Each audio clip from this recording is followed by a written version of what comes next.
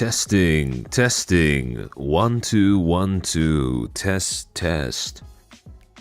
Is everything working? Are we live? He's late. He hates us. He muted us. Wait, hold on. Can you guys hear me? Is everything working alright? You're live? You are testing? Okay, excellent. Alright, so I'm not quite sure what happened with the last stream. I've tried restarting my router. Hopefully it doesn't have the same problem. I'm hoping that it was just that I didn't clear a cache or something. But now, hopefully, because I can read your messages, so hopefully there's not that big of a delay between when you send something and when I'm able to read it. By the way, if there are any people who are watching this VOD to get directly into the Oshi push discussion, I'm going to be doing a little bit of yapping with my chat first, but the VOD will be timestamped, so if you look at the pinned comment, you'll be able to skip ahead to whichever bits you're interested in.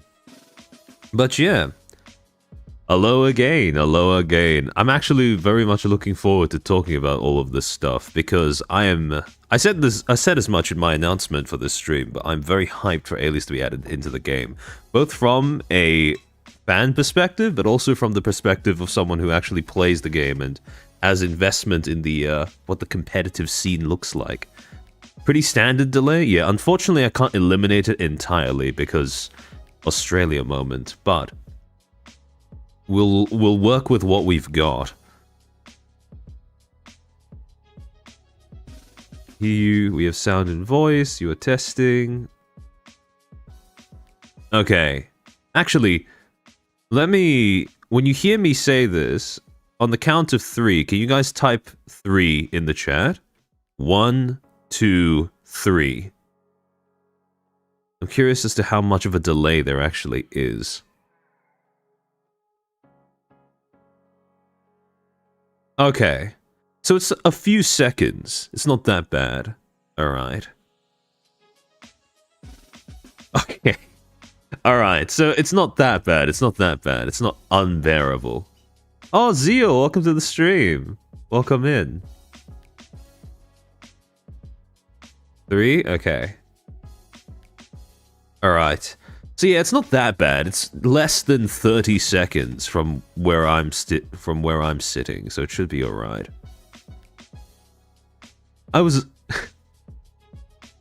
I'm realizing normal Australian delay, yeah. Having to listen back to the VOD to try and get an idea of where exactly it cut off due to the connection was quite something. You know, I was listening back to the previous VOD that I did 2 weeks ago, and I've realized actually, once I say this, it's going to be very easy to notice upon watchback, but you can kind of tell how rusty I am when it comes to streaming, and how I'm not quite used to speaking on stream after such a long time away, by the fact that there are so many more filler noises that I use throughout speaking during that stream compared to my other ones. It was it was very painful to listen to. It's very much something that I'm trying to clamp down on as I get back into doing more streams. Can't stay, unfortunately. We'll have to watch later. Good luck with the stream. Looking forward to hearing your thoughts. Appreciate you saying hi, Zeal. And I'm curious to see how much my thoughts on the new cards line up with yours and the other people who are currently in the Japan Anime Games Discord. The abrupt end was funny, not going to lie. Oh yeah, no, I when I watched it back, I did not. I was looking at the comments that you guys were leaving, saying that the way that it cut off actually seemed to work. And when I went to have a look, lo and behold, it actually did kind of... It didn't make sense as where I would normally end a VOD, but it wasn't in the middle of a sentence either, which I'm quite grateful for. It's alright, it's been a while, yeah. Same time as the casino, fair enough. Fair enough. But yeah, in any case, I think I have stalled for long enough. Hold on, sorry, give me a second.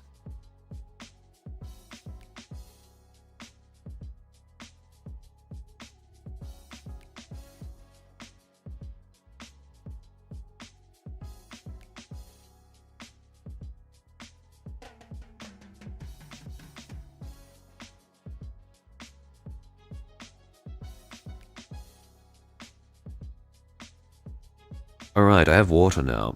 Oh yeah, Zeal, yes. Okay, so I did see your sheet, but I also realized, actually, I was playing in the last tournament, and one of my opponents reminded me that the symbols around the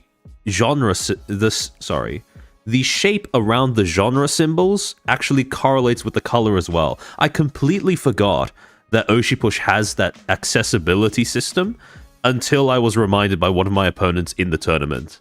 So yeah, appreciate the effort in actually compiling all of the information though. Are we going to wrap up last stream some other time, like with a part 2? I did list in the pinned comment some of the stuff that I was saying prior to the connection cutting everything off. But yeah, no. I think all that I said was pretty much just finishing off that general point about hypocrisy in the industry when it comes to complaining about bad actors. And then after that, mostly just talking about how the next stream I was going to do was probably going to be a stream about the new Oshi Push set, which is this one. What a kind opponent. Yeah, no, we had a lot of downtime in between matches. So I had the opportunity to sort of just get the, just have a little bit of a conversation with quite a few of the people that I was playing against. And I'm not gonna lie, I don't know how I forgot that they had a design feature on the cards that was supposed to be accessible for people with color blindness, but I somehow did. And now that I remember, it's actually much better, because originally I was only going to discuss the new personas through looking at the genre and nothing else. But now that we have the colors as well, we can do a bit more of a deep dive into how exactly they either meld with existing strategies in the game or they introduce new ones. So we were mostly done? Yeah. The stream itself didn't really go on for more than, I think based off of Sumo Knight's timestamps that you left on the VOD, it was something like 20 minutes or thereabouts between the actual VOD time and the time that was left after the connection issues happened. So, just like with Pokemon, they have the effective type chart for casual players on hand. You're not too far off. You're not too far off. In Oshi Push, there isn't really anything like a... it's not so much like the types in Pokemon where there are straight-up counters or that kind of relationship between individual personas, but that kind of information where you just compile things like what cards everyone has access to because of the deck building restrictions in the game, that kind of stuff can be very useful for new players. So yeah, as we go through the various... Sorry, let me just switch over to the slides. As we go through the various different mechanics and the various different personas that are being introduced, I am going to be rehashing the basic mechanics of the game just so we can provide a little bit of an introduction to anyone, any one of the Alias fans who are looking at or who may be considering picking up Oshi Push because of the fact that your Oshis are finally being added into the game. So if you have absolutely no familiarity with Oshi Push or its mechanics, don't worry, this stream is going to have stuff that you will find useful as well. And if you're an experienced player, again, like I said before, VOD's going to be timestamped, so feel free to skip ahead to just the discussions around the new personas specifically, and or a discussion about the current competitive meta and the sort of elephant in the room when it comes to the strongest persona that seems to be dominating it.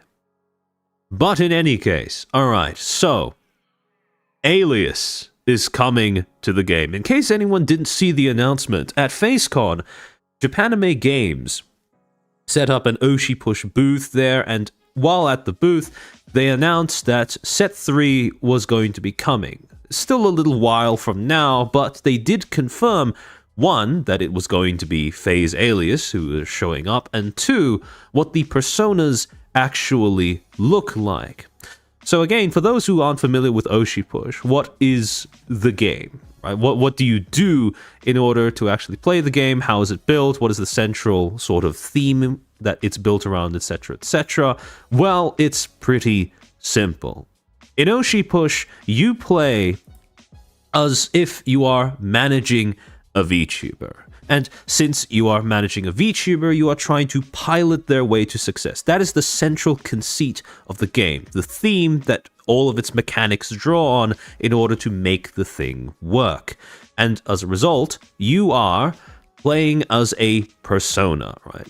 A VTuber that tries to take over a bunch of platforms, gain popularity on those platforms, and ultimately the win condition being to reach 1 million subscribers.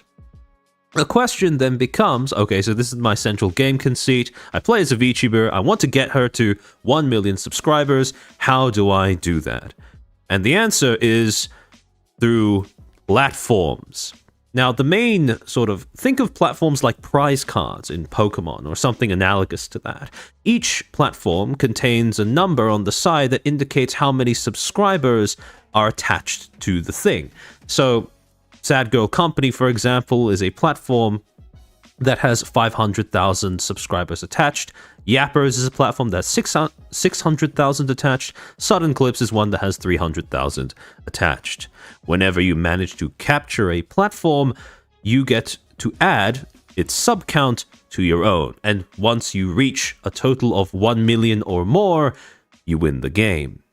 So then, how do you capture a platform? Well, two different ways. One is through influence, and two is popularity. You may notice that in the corners of the platform cards, you have a little number next to a blue star. That is an indicator of how many popularity tokens you need to win in order to capture the platform.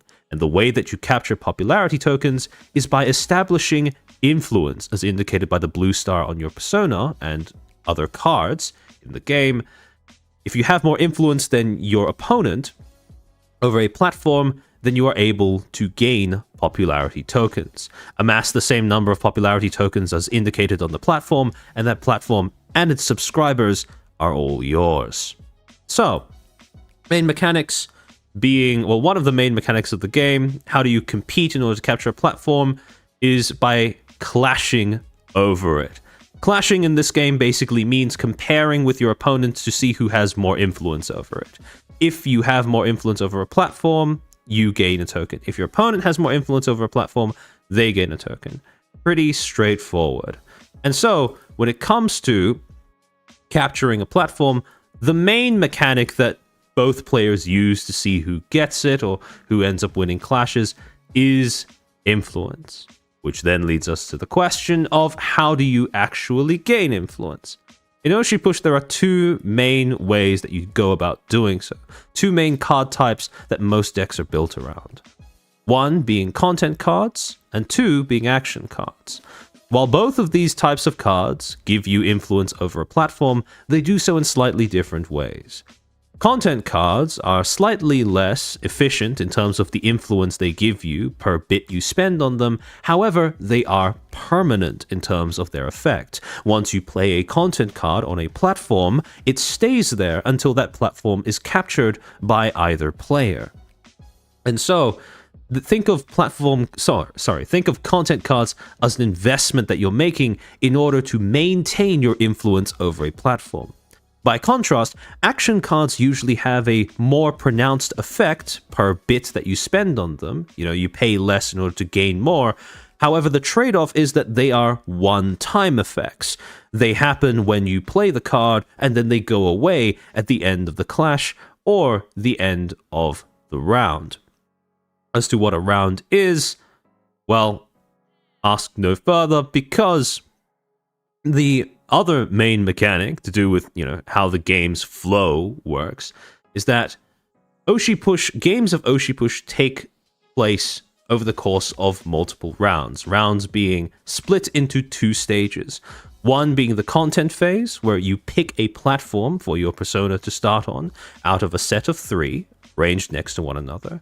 And once you choose a platform for your persona to start on, you get the opportunity to play content cards in order to set up influence for future clashes. Then, when both players decide to move on to the next phase of the round, you get to the platform phase, where you actually start clashing over the platforms. Usually, the player who goes first in the round, by turn order, chooses whether to go from left to right or right to left. And then, as you move from platform to platform while clashing, you can then play action cards if your opponent attempts to contest you over a platform. And at the end of the clash, whoever has more influence over a platform ends up winning popularity tokens, as I stated before. So, to give you an illustration of how this system works in practice, using a hypothetical game state, take, for example, the following 3 platform arrangement, right? Yappers, Sad Girl Company, and Sudden Clips. Now, the default for each platform is that both personas have 0 influence over it. However, the way that you gain influence, like I said before, comes from playing cards, right? Playing content, playing actions. So, with this current setup, let's say that you are playing Pippa and your opponent is playing Tenma. On Yappers, you have on the platform a single content card, PogChamp. 2-cost red content card that has 6 influence. As a result of that content card sitting on the platform, you have 6 influence even if Pippa isn't on there. Tenma, the persona, is occupying the opposing end of the platform. However, she only has 4 influence printed on the card. So, when it comes to clashing, since she has 4 influence on her end and you have 6 influence on your end, you are going to end up winning the clash and gaining a token, as well as triggering any rewards that are printed on the platform for whenever a player wins a clash. Then moving on to Sad Girl Company, Pippa is sitting on your end of the platform, giving her 4 influence. However, you also have a PogChamp, which adds to a total of 10 influence on your end of the platform. On the opponent's end of the platform, they have a Batsu Bracket, which is a 7-cost green content card that has 10 influence. As a result, if it came to clashing over this platform, you would draw a tie, since both sides have 10, and as a result, neither side would end up winning the clash. However, let's say that you were clashing over Sad Girl Company, and as a result, you want to try and boost your influence count to be above 10 so that you can win the clash. Let's say that you have the option of then playing an additional action card. You can't play content cards during this stage of the round, but you can play action cards, and so you use one of the cards you have in hand, in character. A 1-cost red action card that states your persona gains 4 influence this clash. If you were to play this, you would add 4 influence to your current total and you would go up to 14, which is larger than 10, and as a result of playing that action card, you would now be able to actually win the clash over this platform. You don't really have a clash reward that's attached to the platform itself, but Pippa on her card does have a clash reward that states that every time she wins a clash, she gains 1 bit.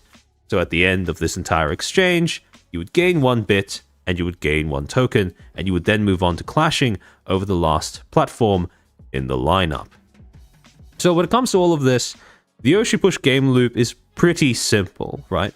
Pick a platform, play content, then move to clashing, play actions, and then so on and so forth, compare influence, and try to gain as many tokens on a platform as possible before capturing it and trying to reach 1 million subs before your opponent does so. However, gameplay loop aside, we then get into a discussion as to how the balance in Oshi Push is built, right? Because in every card game, obviously someone has to win and someone has to lose. The question then becomes, what are the best tactics in order to win? And much like, in order to discuss the sort of main strategies that are currently dominating the game, we have to talk resources and resource management. So, Oshi Push, like in most TCGs, right, it has a primary resource, which are the actual cards that you play, right? Cards in hand and cards in deck. Oh, Prince, hello, welcome to the stream. So, most card games, when you run out of cards in hand, pretty simple effect of not having any more plays for your turn. Most card games also have a rule that states that when you run out of cards in your deck, you will end up losing the game on your next turn or so. And so when it comes to playing card games, these are the main things, the main resource that you have to keep track of. However, for the sake of adding more spice to the gameplay loop, and for the sake of adding more tools to balance the game, a lot of TCGs also add in a secondary resource that gates the amount of cards you're able to play in one turn. Think things like normal summon limits for Yu-Gi-Oh!, or lands for Magic, or mana crystals in Hearthstone, or energy in Slay the Spire. Whatever that secondary resource is, how you manage it will combine with the, how you manage the primary resource, cards in hand, cards in deck, in order to dictate what plays you are allowed to make during your turns. And Oshi Push has a similar system when it comes to defining the relationship between these gameplay resources. Oshi Push kind of functions off of a sort of combination of Yu-Gi-Oh! Summon Limit and Slay the Spire's energy system, where the main resource that is used to gate how many cards you're able to play in one go are bits and actions. Now, in each of your turns in Oshi Push, you are only allowed to take one action before the turn passes to your opponent. Now, when it comes to what that action may be, well, there are two main things that you can do.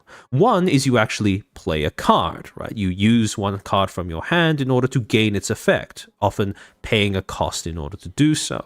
The second thing you're able to do is to activate an ability. Take, for example, this card, Mega Capping, a 4-cost red content card that has 8 influence, but also has the activated ability of allowing you to discard the card in order to gain +2 influence on your persona during a clash.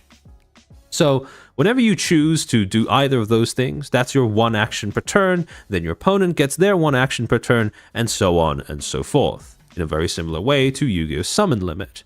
However, in addition to that, when it comes to actually playing cards, the main resource you have to use are what's called bits.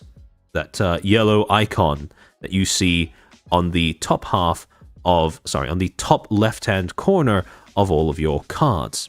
Bits are a secondary resource that your persona generates a set amount of at the start of each round. They are collected in a bank of sorts that stores up bits until they are used. So they are a permanent resource. You can stockpile them over the course of a game in order to spend however you wish, and you generate a certain amount of it at the start of each round, sort of in the same way that you generate energy at the start of each turn in Slay the Spire. And so, when it comes to the way that you manage your bits, that's going to determine how many or what cards you are allowed to play during your turn in order to advance your game plan. Because this is the resource that you need to spend in order to actually play cards, ways of obtaining this resource, or ways of snowballing the amount of that resource you have access to, are actually quite limited in the game as it currently exists. Take, for example, well, there are two main ways or two types of cards that allow you to gain bits in Oshi Push. The first is a card like Freeze Spit, a 1-cost green action card that states gain 2 bits. Then, if your persona is Fujikura Uruka, the next content card you play this round costs 1 less. Now, unless you're playing Uruka, this is a pretty straightforward effect. In return for essentially getting rid of 1 card from your hand, you get to go up a net of 1 bit. It's pretty consistent, right? It guarantees that you're going to be able to go up 1 bit, but the amount that it gives you is quite small as a result. It's stable, but it is not significant. On the opposite end of the spectrum, we have a card like Sponsorship, a 1-cost green action card that states, play only during a clash. One of your content cards on this platform gains clash reward, gain 3 bits. So that means if you do end up winning that clash and the content card the effect is attached to is still on the platform, you will then gain 3 bits. Now, this is a more significant jump twice the amount of net positive bits that free spit will give you. However, there is risk that is attached to it, and there is a smaller window that you have in order to play this card. One, you can only play it during a clash, and two, the bit gain is actually attached to another content card, to a content card that you currently have sitting on the field. If you don't have a content card on the field, you can't play sponsorship. However, that's not all, because one, in order to gain the bits from sponsorship, you actually have to win the clash, and two, if for whatever reason the card the effect is attached to gets deleted or taken off the platform, then you will no longer gain the effect, and you will effectively just be down 1 bit for nothing to show for it. And so, you can kind of see that the main way that the devs have tried to balance the way that players access bits is by enforcing a series of trade-offs. One, in order to gain bits, you always need to lose at least one card from your hand. And two, when it comes to gaining bits, most methods of gaining bits, when it comes to being printed as a card effect, require you to invest a little bit initially, right?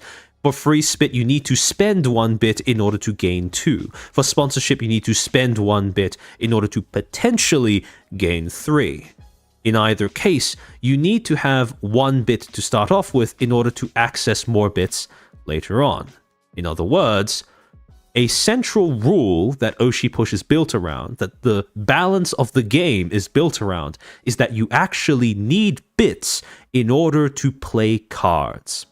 As you can probably imagine, and as any experienced TCG player knows, as a direct result of that, any effect, therefore, that allows you to discount the cost of the cards you end up playing from your hand is going to be inherently strong. If this is the main resource that gates how many cards you're able to play in one go, any effect that allows you to bypass that limit is going to allow you to do some pretty crazy things.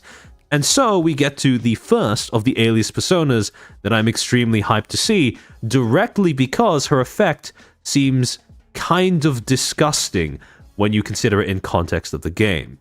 That persona being Sheena. Sheena, as we can see from her symbol, is a Poggers persona that has 3 bits, that generates 3 bits around, and has a starting influence total of 3.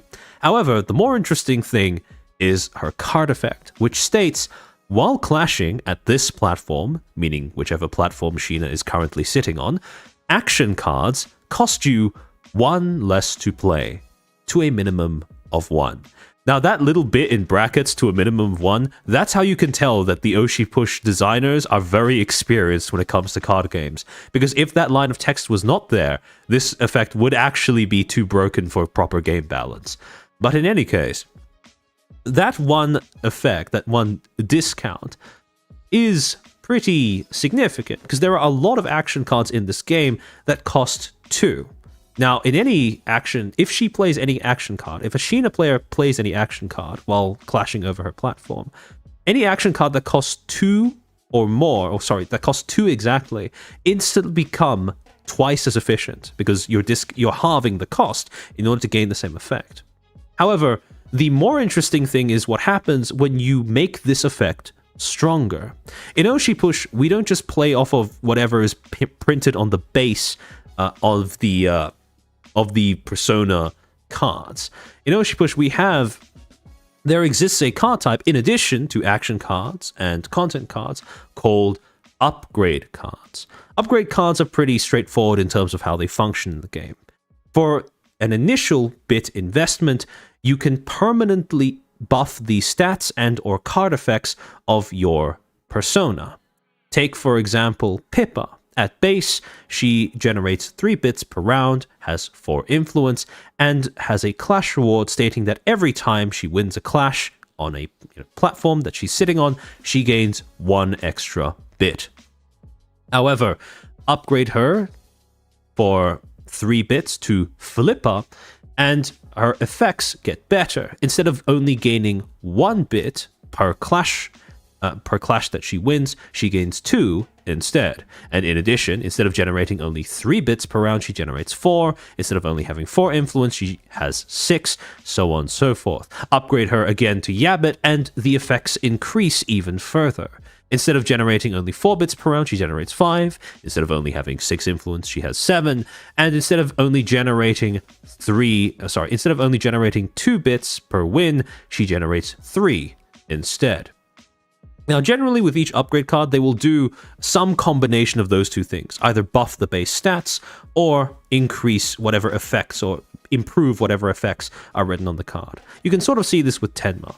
When it comes to Tenma, her first upgrade for 3 bits, initial investment, basically just increases her stats. Instead of generating 3, she generates 4. Instead of being 4 influence, she becomes 6 influence, but it doesn't increase the efficiency of her Clash Reward.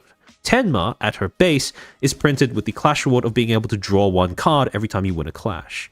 However, her first upgrade, Michan, doesn't actually change this. Her stats are improved, but her Clash Reward stays the same. However, upgrade her to Mrs. Worldwide for 7 bits, and now you have an even... you upgrade her even further by increasing her stats, bits generated per turn, influence printed on the card, but also improving her Clash Reward. Now, instead of just drawing a card every time you win a clash, you get to draw 2 before discarding 1.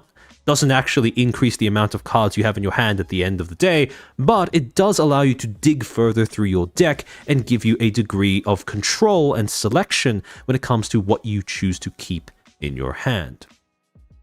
The thing is, the reason why I bring up upgrade cards is because, as you may note, the more upgrade cards a persona has, the higher the chance it is that the effects that are printed on the card get improved as well. Sheena is one of the 2 personas that has been chosen to act as a sort of representative of the set by being the face of a starter deck. Every set that Oshi Push releases comes out with 2 starter decks that are intended to introduce new players to the main mechanics of the game and, furthermore, the main mechanics of the set. The thing that makes starter personas special, however, is that they tend to debut into the game with more upgrade cards than the average non-starter persona. Pippa and Tenma were chosen as the starter cards for set 1. As a result, each of them were given a set of 3, not 2, upgrade cards. And like I said before, each upgrade card either improves the base stats or improves the printed card effects. In some cases, with the uppermost tier, the 3rd tier of upgrade cards when it comes to the starter personas, they introduce an entirely new effect, usually by buffing the influence of the card even further, buffing the influence of your persona even further. For example, Pippa's 3rd upgrade is Shipkin Shipper. Instead of her Clash Reward doesn't really change from from Yabbit. She still gains 3 every time she wins. However, her influence is buffed slightly from 7 to 9, and she gains an additional card effect that states, Pippa will gain +2 influence for each platform where you have a content card. So gain an added effect to make her stronger just on her own. Same thing with Tenma. For 8 bits, you can instead upgrade her to 30ma. And she gains an additional effect that states, while you have 5 or more cards in hand, she gains +4 influence. So regardless of where she is on the board, she will have 7 + 4 influence, 11 influence, so long as you satisfy the condition of holding 5 or more cards in hand. And her Clash Reward improves once more. Instead of drawing 2 and discarding 1, you just get to draw 2. Following this logic, if we apply it to Sheena, since she is a starter persona who is going to have access to 3 sets of upgrades, it is possible that her card effect can go from discounting action cards by 1 all the way up to discounting action cards by 3, plus an additional effect on top of that. Now, 1-bit discounts on all action cards that you play during a clash is already quite significant. However, 3 has the potential to be truly disgusting. Now, when I say, discounts by 1 or discounts by 2 or discounts by 3, it's very difficult to sort of evaluate just how good that is without sufficient context. In order to judge how powerful an effect discounting the cards you try to play can be, we need to get an idea of what cards you can actually play while benefiting from that effect. And that is where we get into Oshi push deck building. Again, for the sake of balance and flavor, the game implements a few different restrictions when it comes to what cards you are actually allowed to put into a persona's deck. There are two main restrictions. One being that in other words, the main restriction being that every card you include in a persona's deck has to share one of two traits with the persona in question. It either needs to share the same genre or it has to share the same color.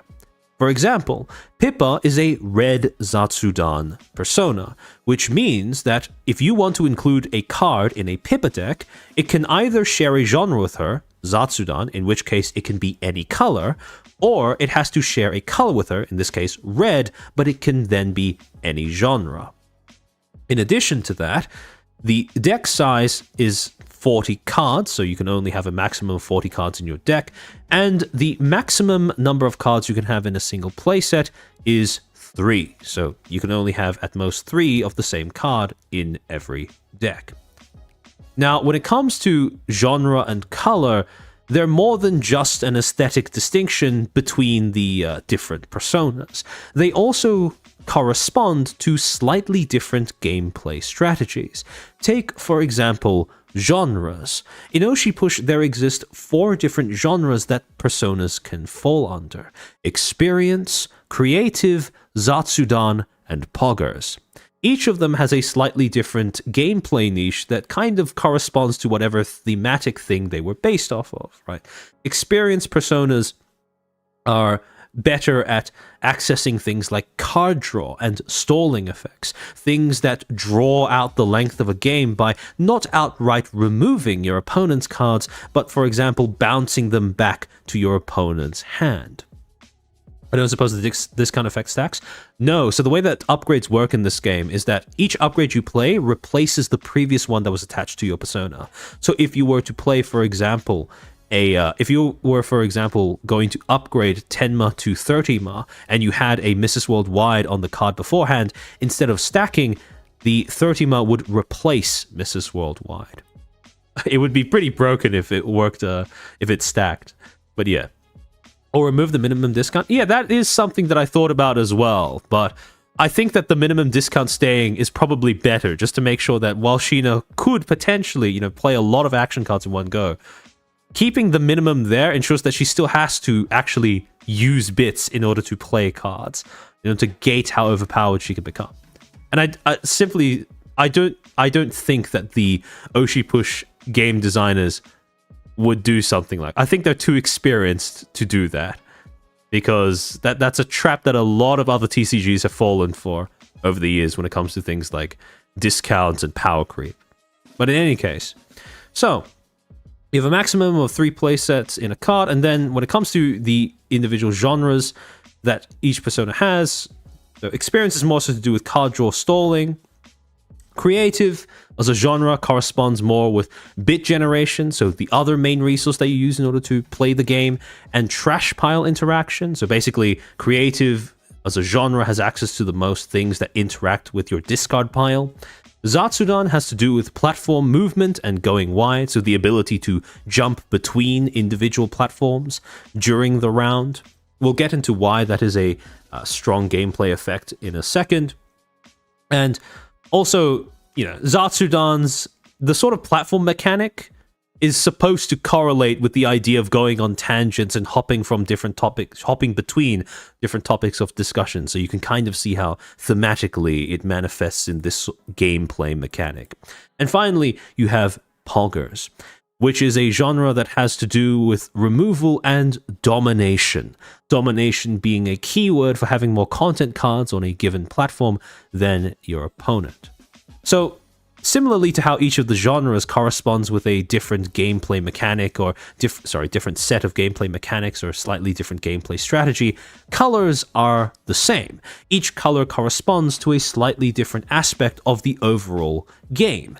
Green, as a color, tends to do with economy and resource generation. They contain the most access. Green is a color that has the most access to these aspects of the game.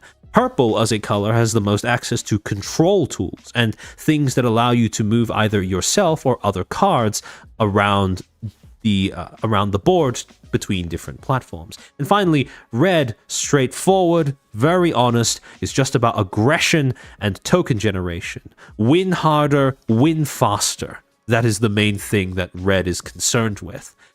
You may also note that each of the colors corresponds to a different shape. This is a feature, a card design feature, that Japanime Games decided on when making the game in order to make it more accessible to people who are colorblind. Green corresponds with a square shape around the genre symbol. Purple corresponds with a circular shape, and red corresponds with a diamond. So with these golden cards that have been, printed on the new personas, even though we can't tell what the color is, we can actually, we can't tell what the color is by looking at the card in terms of the border. We can still tell by looking at the symbol around the genre. In Sheena's case, square, which is how I knew that she was going to be green. However, with all of this in mind, we can then tell by looking at Sheena's card that she is going to be a green Poggers persona.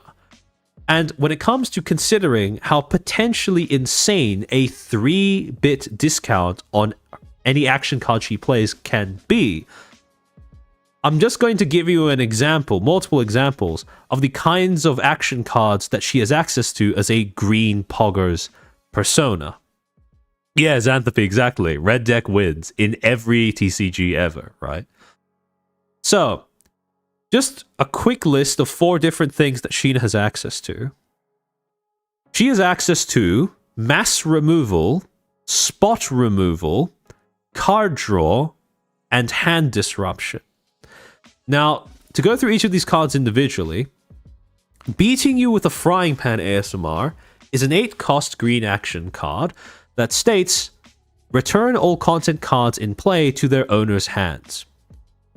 Now, this may not be a straightforward board wipe in the sense that it doesn't delete content cards, but when it comes to essentially bouncing all of the content cards on the board back to their opponent's hands, it might as well read that way. It's the same effect. It just gets your opponent's content completely off the board, regardless of how many content cards they had sitting on their end. Now, 8 bits is a pretty steep price to pay for this effect, but it is a reasonable price to pay for completely clearing the board of content cards.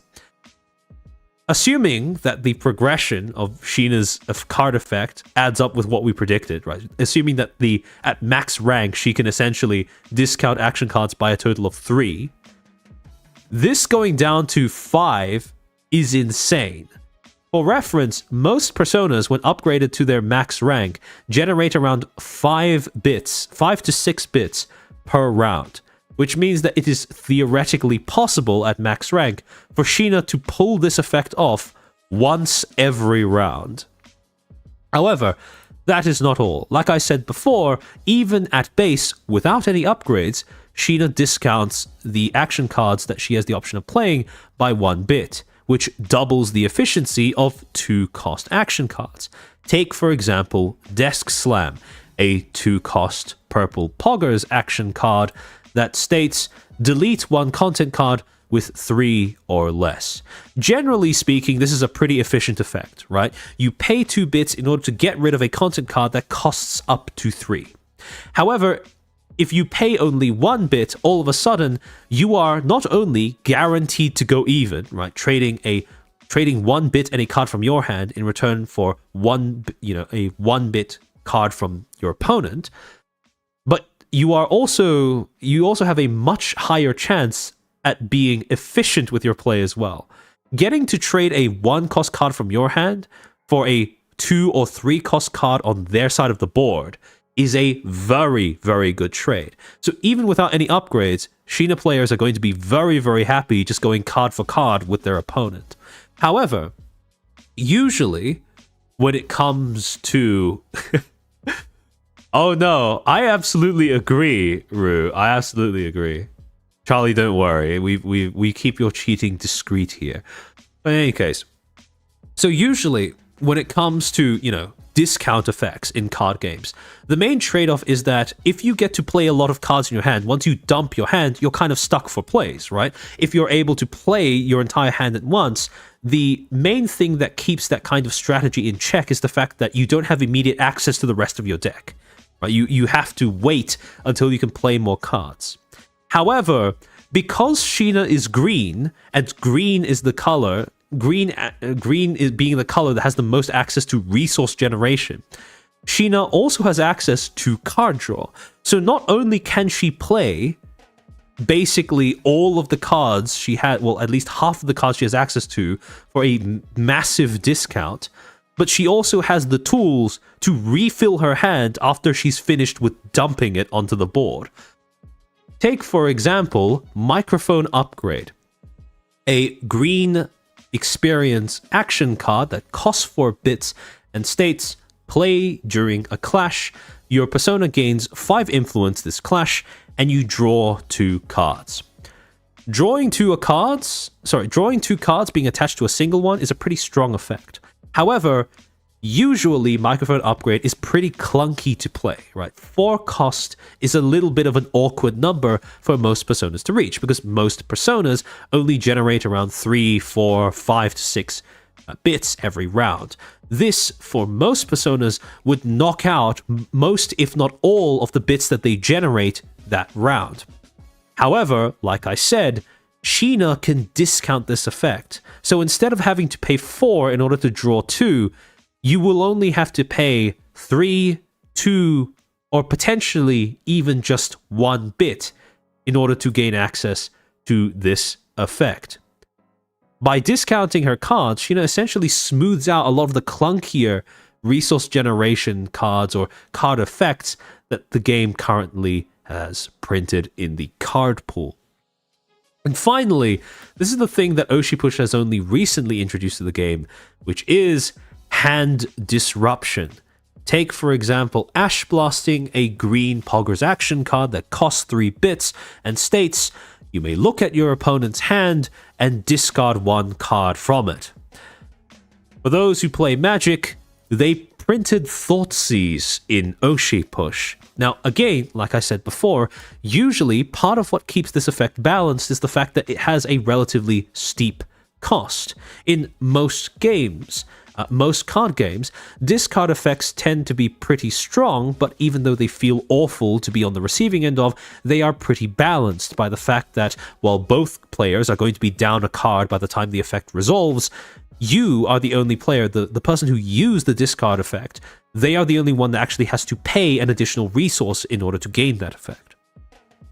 However, like I said before, since Sheena discounts the action cards that she plays, paying only 1 bit in order to both gain perfect information on your opponent's hand, as well as force them to discard a card of your choice, that is monstrously more efficient compared to having to pay 3 bits for that effect. Like I stated before, most personas generate between 3 to 6 bits per round, and so what would ordinarily take up all, if not at least half, the resource you generate per round would now only take a fraction of that cost. So you can peek at your opponent's hand and then go on to make whatever plays you were planning on making anyways after that is over. So, at the end of the day, when it comes to Sheena's effect, she is by far the persona that I think has the most straightforward, just on its face, most broken card effect printed on her persona. If you are a butter cookie, I shit you not, this is probably the best time to get into the game, because your Oshi's broken cookie. So again, I cannot overstate just how much discounting is a strong effect, right? Because again, half of your card pool is going to be action cards, half of your card pool is going to be content cards. If you're able to discount half of your card pool, deck building is going to become much, much freer for you than most other personas who actually have to play the game by, paying bits in order to get their cards out. However, that is not the extent of it. So Sheena is the persona that I have the most interest in, mostly because I am myself a player that favors green personas. So when Sheena gets released, I'm probably going to try building a deck around her and seeing how many broken action cards I can cram into one deck.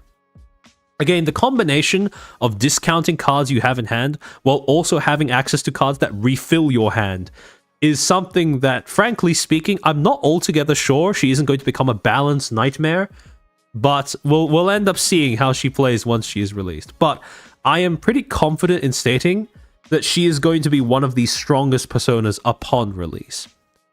However, all of that aside, the next thing that I want to sort of bring up as a main mechanic of the game is the relationship between colors and discard abilities. So, like I said before, each color corresponds to a slightly different aspect of Oshi Push's gameplay loop, right? Green has to do with resource generation, red has to do with aggression, and purple has to do with control, disruption, and platform hopping. However, to correspond with this, each color also has a unique discard mechanic. In other words, some of those cards in those colors will give you the option of activating an ability, discarding the card in order to gain some sort of effect. Now, in green, this corresponds with the resource generation angle, right? Some green cards have the effect that when discarded, they will immediately gain you 1 bit. This is the only way in the game to gain 1 bit without having to have, even if you have 0 bits in your bank. You could just trade a card from your hand in return for a bit or a resource that you need in order to play cards later on. Red is also similarly straightforward in terms of their discard effect, right? When it comes to red cards, some of them have the ability to discard them from your hand in order to give your persona +2 influence for a clash. It's a one-off, but it is pretty, it can matter. It is admittedly much weaker than accelerating the amount of resource you have in your bank, but it's not nothing.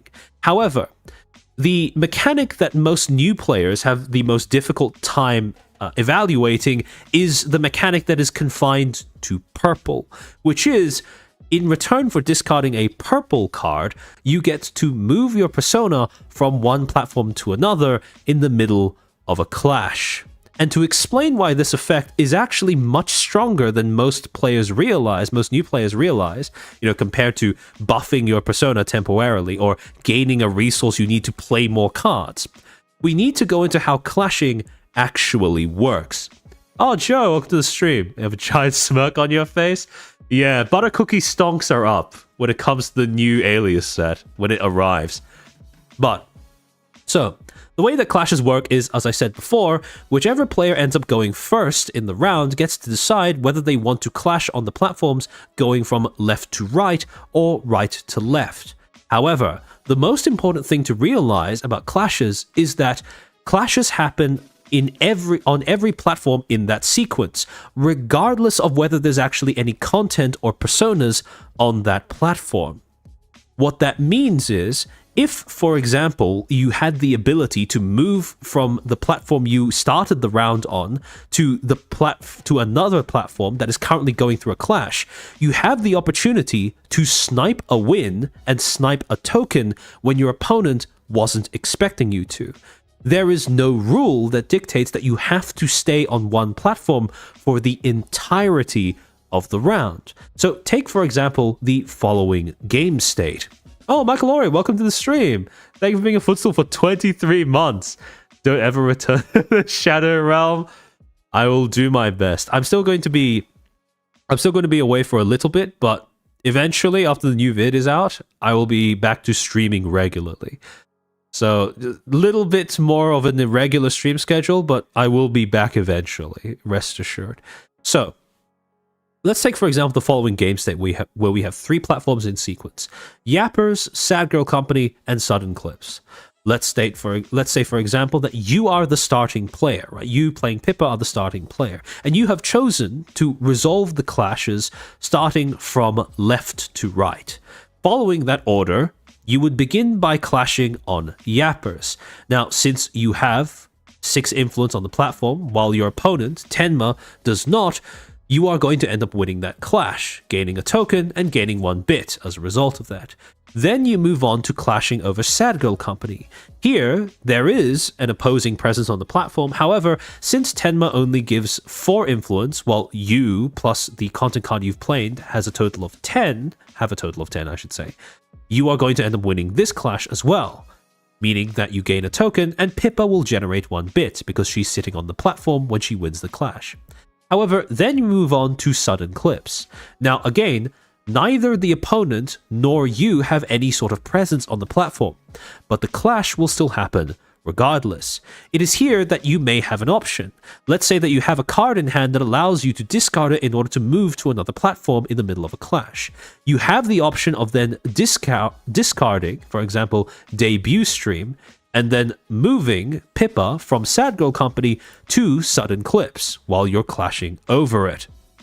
And as a result, you now have the opportunity to snipe a token and a win when your opponent wasn't expecting it.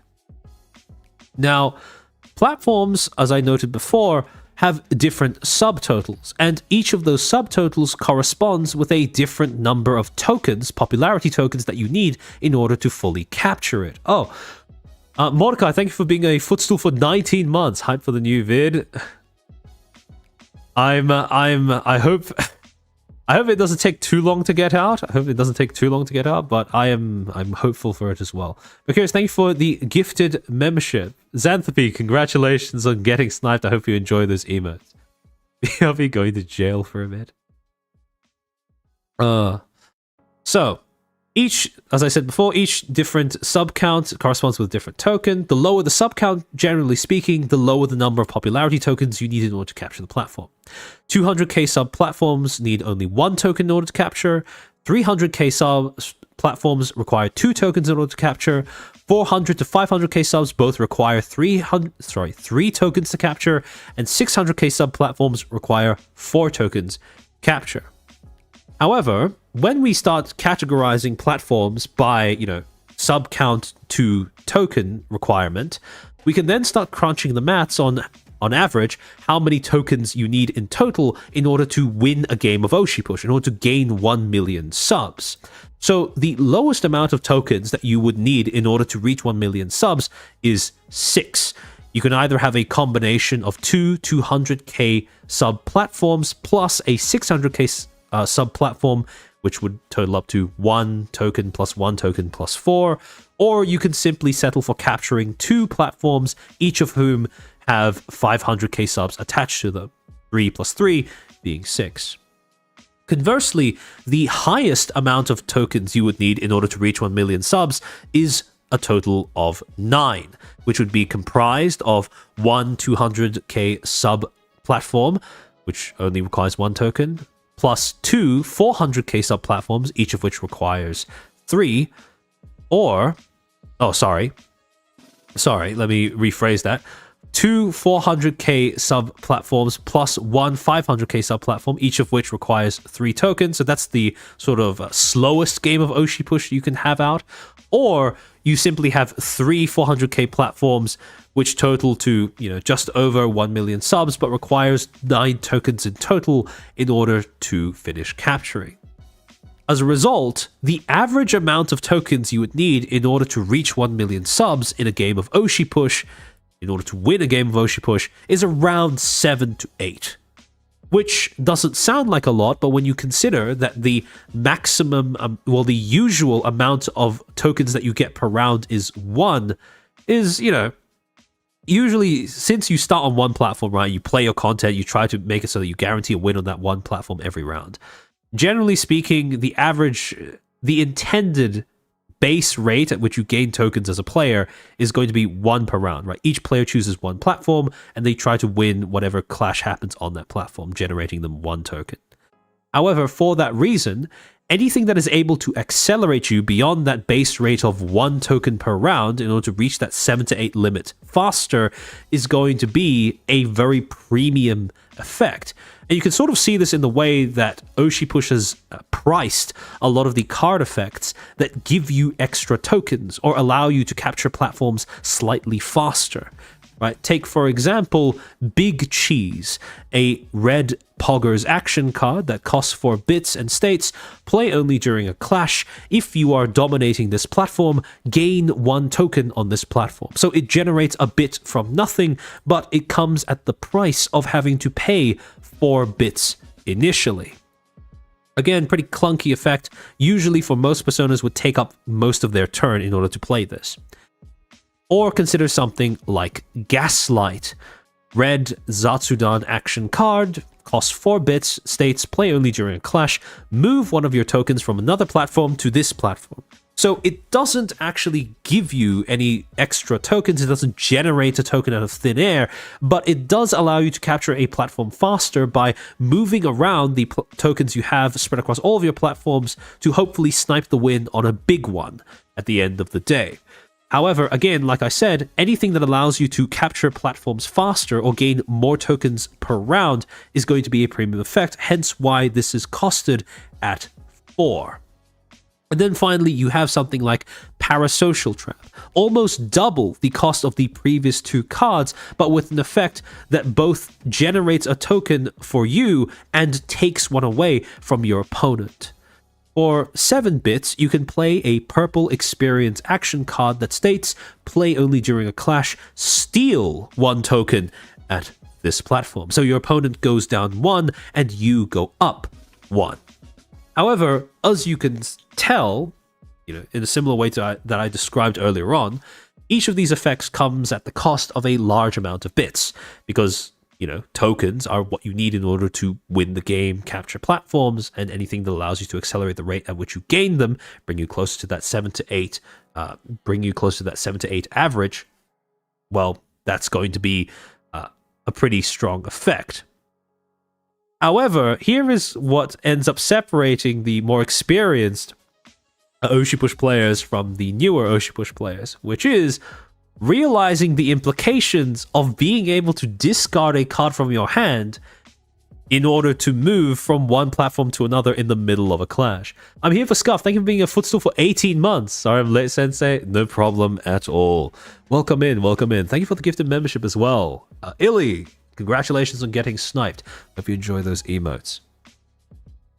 When it comes to comparing a card like Big Cheese that is supposed to generate a token out of nothing and Debut Stream, one of the things that more experienced players of Oshi Push realize is that in practice, cards like Debut Stream that can just be discarded from hand in order to move to another platform in order to snipe a clash when your opponent doesn't have a presence on said platform, one begins to realize that the main difference between a card like Big Cheese and a card like Debut Stream is that Debut Stream basically allows you to snipe tokens for 0 bits instead of 4 or more, which is why the game designers have in the past described Purple's discard effect as the most broken one out of all of the colors, because this is a way of essentially advancing you towards your win condition for free. Well, technically not for free in terms of you still need to use some resource, you still need to use a card from your hand,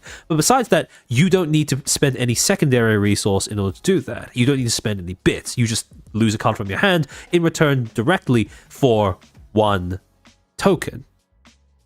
And so, for that exact reason, burning cards in your hand in order to bring you directly closer to your win condition is very, very powerful, and any card, any persona that is able to exploit this effect is going to be leveraging one of the strongest inbuilt effects, one of the strongest inbuilt mechanics that currently exist in the game. Which is why the second persona that I think is the most obvious haymaker coming from the Alias set is Irie. Irie is a purple Zatsudan persona that generates 3 bits every round, has 4 influence at base, but has the printed effect stating when Chisaka Airi moves from one platform to another platform, she gains +2 influence this round. Now, there's 2 things of note in that card effect. One is the fact that, she buffs herself by just moving. The very act of moving causes her to get stronger. But the second thing is that her buff is not this clash. No, her buff is this round. What that means is if you move multiple times over the course of a round, that buff becomes cumulative. Move once, you gain +2. Move twice, you gain +4. So for that reason, Airi is a persona that you would very much want to play at the start of each round on either end of the board state, because that gives you the opportunity to move twice depending on which direction the clashes resolve in. However, it goes a little bit further than that. See, the implications of this, on its face, cumulative self-buff, that kind of stuff, it sounds strong. But then we start applying it to the way that gameplay actually works in Oshi Push, the way that, we can try applying this effect to an actual game state. So in the stream that Airi did, Airi did a stream about like about a week ago, or just over a week ago, where it was titled "I Can Move My Hands and Feet Now." This was the stream where she got memed on by Oshi Push Twitter for leaking the fact that a lot of her card art has feet in it, apparently. But at around 55 minutes 50 seconds, one of her chatters is like being cheeky and basically saying that Airi gets stronger by running away, and because of the move mechanic, right? The fact that she buffs herself by moving. And technically that's not wrong in the sense that, you can characterize moving from platform to platform as like running away from one platform and, getting stronger as a result. But it would probably be more accurate to say that it's not so much that she gets stronger by running away, but more so, it depends on whether you use her effect proactively or reactively. Let me explain what I mean, right? So when you use the effect proactively, you take the initiative to move Airi from one platform to another in the hopes of sniping a win on that platform. However, in my opinion, the funnier way of using an effect like her is not using it proactively, but reactively, which is to say, waiting for your opponent to try pulling the same trick of moving from one platform to another to snipe a win, and then following them over in order to contest. And to sort of illustrate why that affects, why Airi seems to be built to feed into to exploit that kind of gameplay interaction. Let me explain how a sequence of platform to platform moving usually works when someone's trying to when someone's trying to leverage it in order to gain more tokens, in order to win faster, right? Again, let's say we have the following game state, right? 3 platforms set up: Yappers, Sad Girl Company, and Sudden Clips. Your opponent is playing Tenma, you are playing Pippa, your opponent has just played their persona on the same platform as yours, but they haven't committed a content card to the platform as well. Whereas you have, right? So, let's say that you have a hand of 4 cards. Starting hand is 5, you've played 1 content card in order to establish a board presence. Current cards that are left in your hand when you start the clash are a copy of PogChamp, which you can't play because it's a content card and we're in the clashing phase, so content cards are no longer playable until next round. Then you have Game Flavor of the Week, a red content card that discards in order to buff your persona by 2 for 1 clash. You have an upgrade card, which again you can't play because it's the platform phase, so you can't play cards that are permanent in effect. You can't play upgrades or content cards. And you have another content card that you can discard in order to move from one platform to another. On the flip side, the Tenma player, your opponent, has 5 cards in hand, and you have no idea what those 5 cards are. Let's say that you start clashing. Let's say that you chose to move from left to right. So you would start on Yappers, nothing would happen because neither player has any presence on it. Then you go to Sad Girl Company, you would win the clash because you have more influence than the Tenma player, and then you move on to Sudden Clips. Let's say that your opponent then tries to snipe a win on sudden clips using a card from their hand. Uwu. Purple experience content card, cost 3, 5 influence, but more importantly, states, if in return for discarding it, you may move your persona to this platform. Use only during a clash. So Tenma will attempt to move over to that platform. When your opponent does that thing where they, discard a card from their hand or to move from one platform to an unoccupied one to hopefully snipe a win without you contesting it, you are then faced with a dilemma. You could also burn a card out of your hand in order to match their move, putting Pippa on the same platform and having 4 influence as well. However, then you initiate a game of chicken.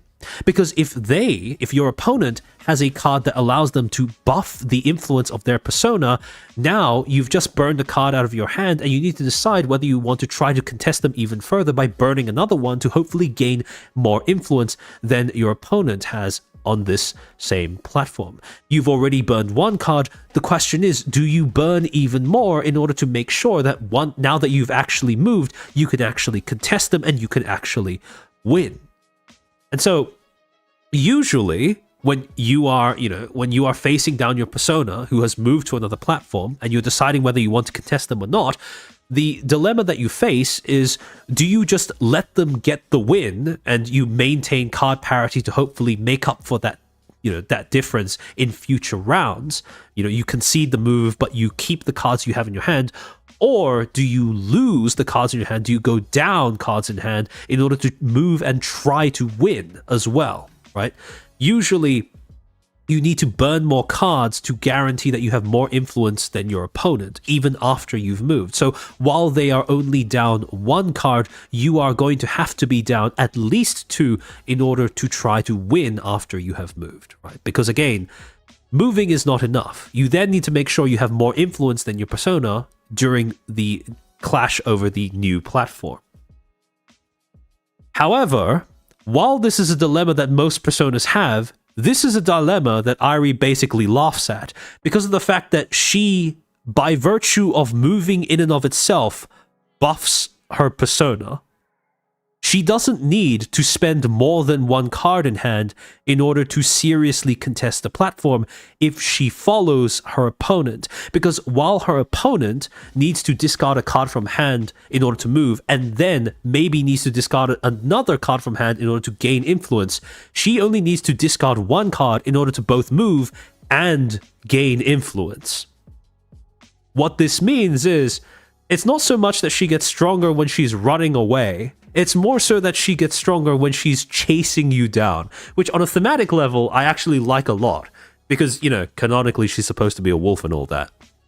But, yeah, no, so, again, remember that the whole platform hopping mechanic in Oshi Push is supposed to, thematically speaking, it's supposed to be the gameplay manifestation of being good at tangenting, right? So, I mean, based off of the way that Irie has been described by, her boss and her co-workers, she does seem to have the gift of the gab. So it kind of makes sense that she would be printed with this kind of effect, right?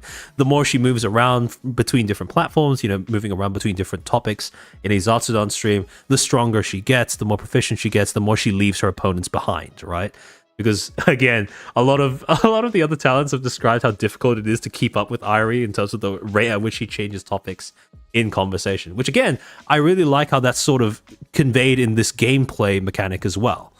So, again, when it comes to just straightforward, predictably going to be strong because of the pre-existing mechanics that already exist in the game, Irie and Sheena take easy precedence when it comes to, just being very obviously strong considering the context of the game that they're entering into. Oh, Bunsey, welcome to the stream. Welcome in.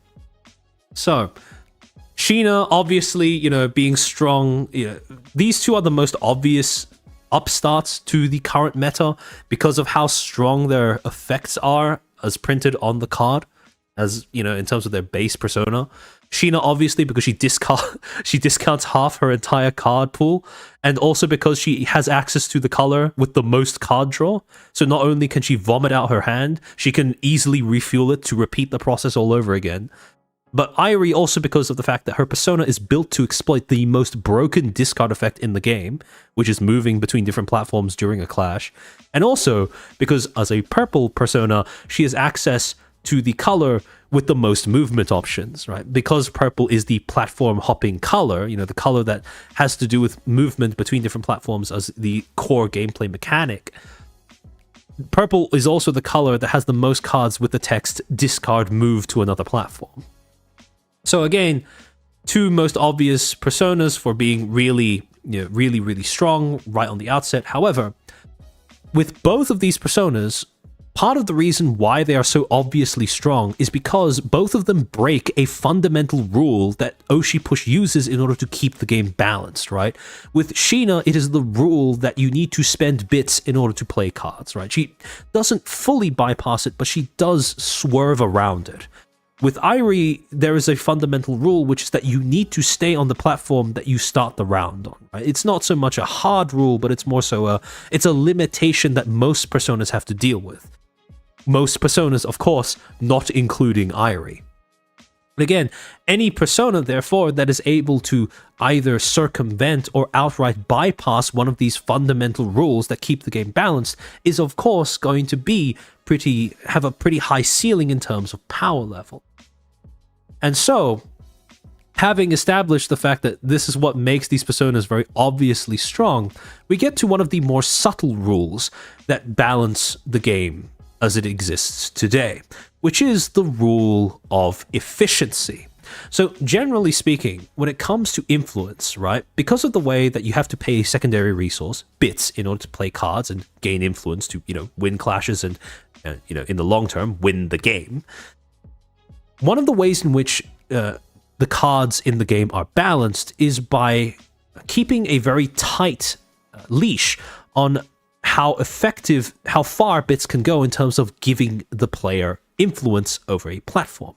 For this purpose, a card like PogChamp, a vanilla card, vanilla meaning has no additional card effects printed on it, it's just a stat stick, can be very useful because it gives us an idea of how the average bits to influence ratio should work for most content cards, right? It gives us an easy way of seeing how the game is balanced in terms of how efficient influence should be, right? Or influence or card effects should be. So in the case of Poggers, it is a 6 influence content card that costs 2.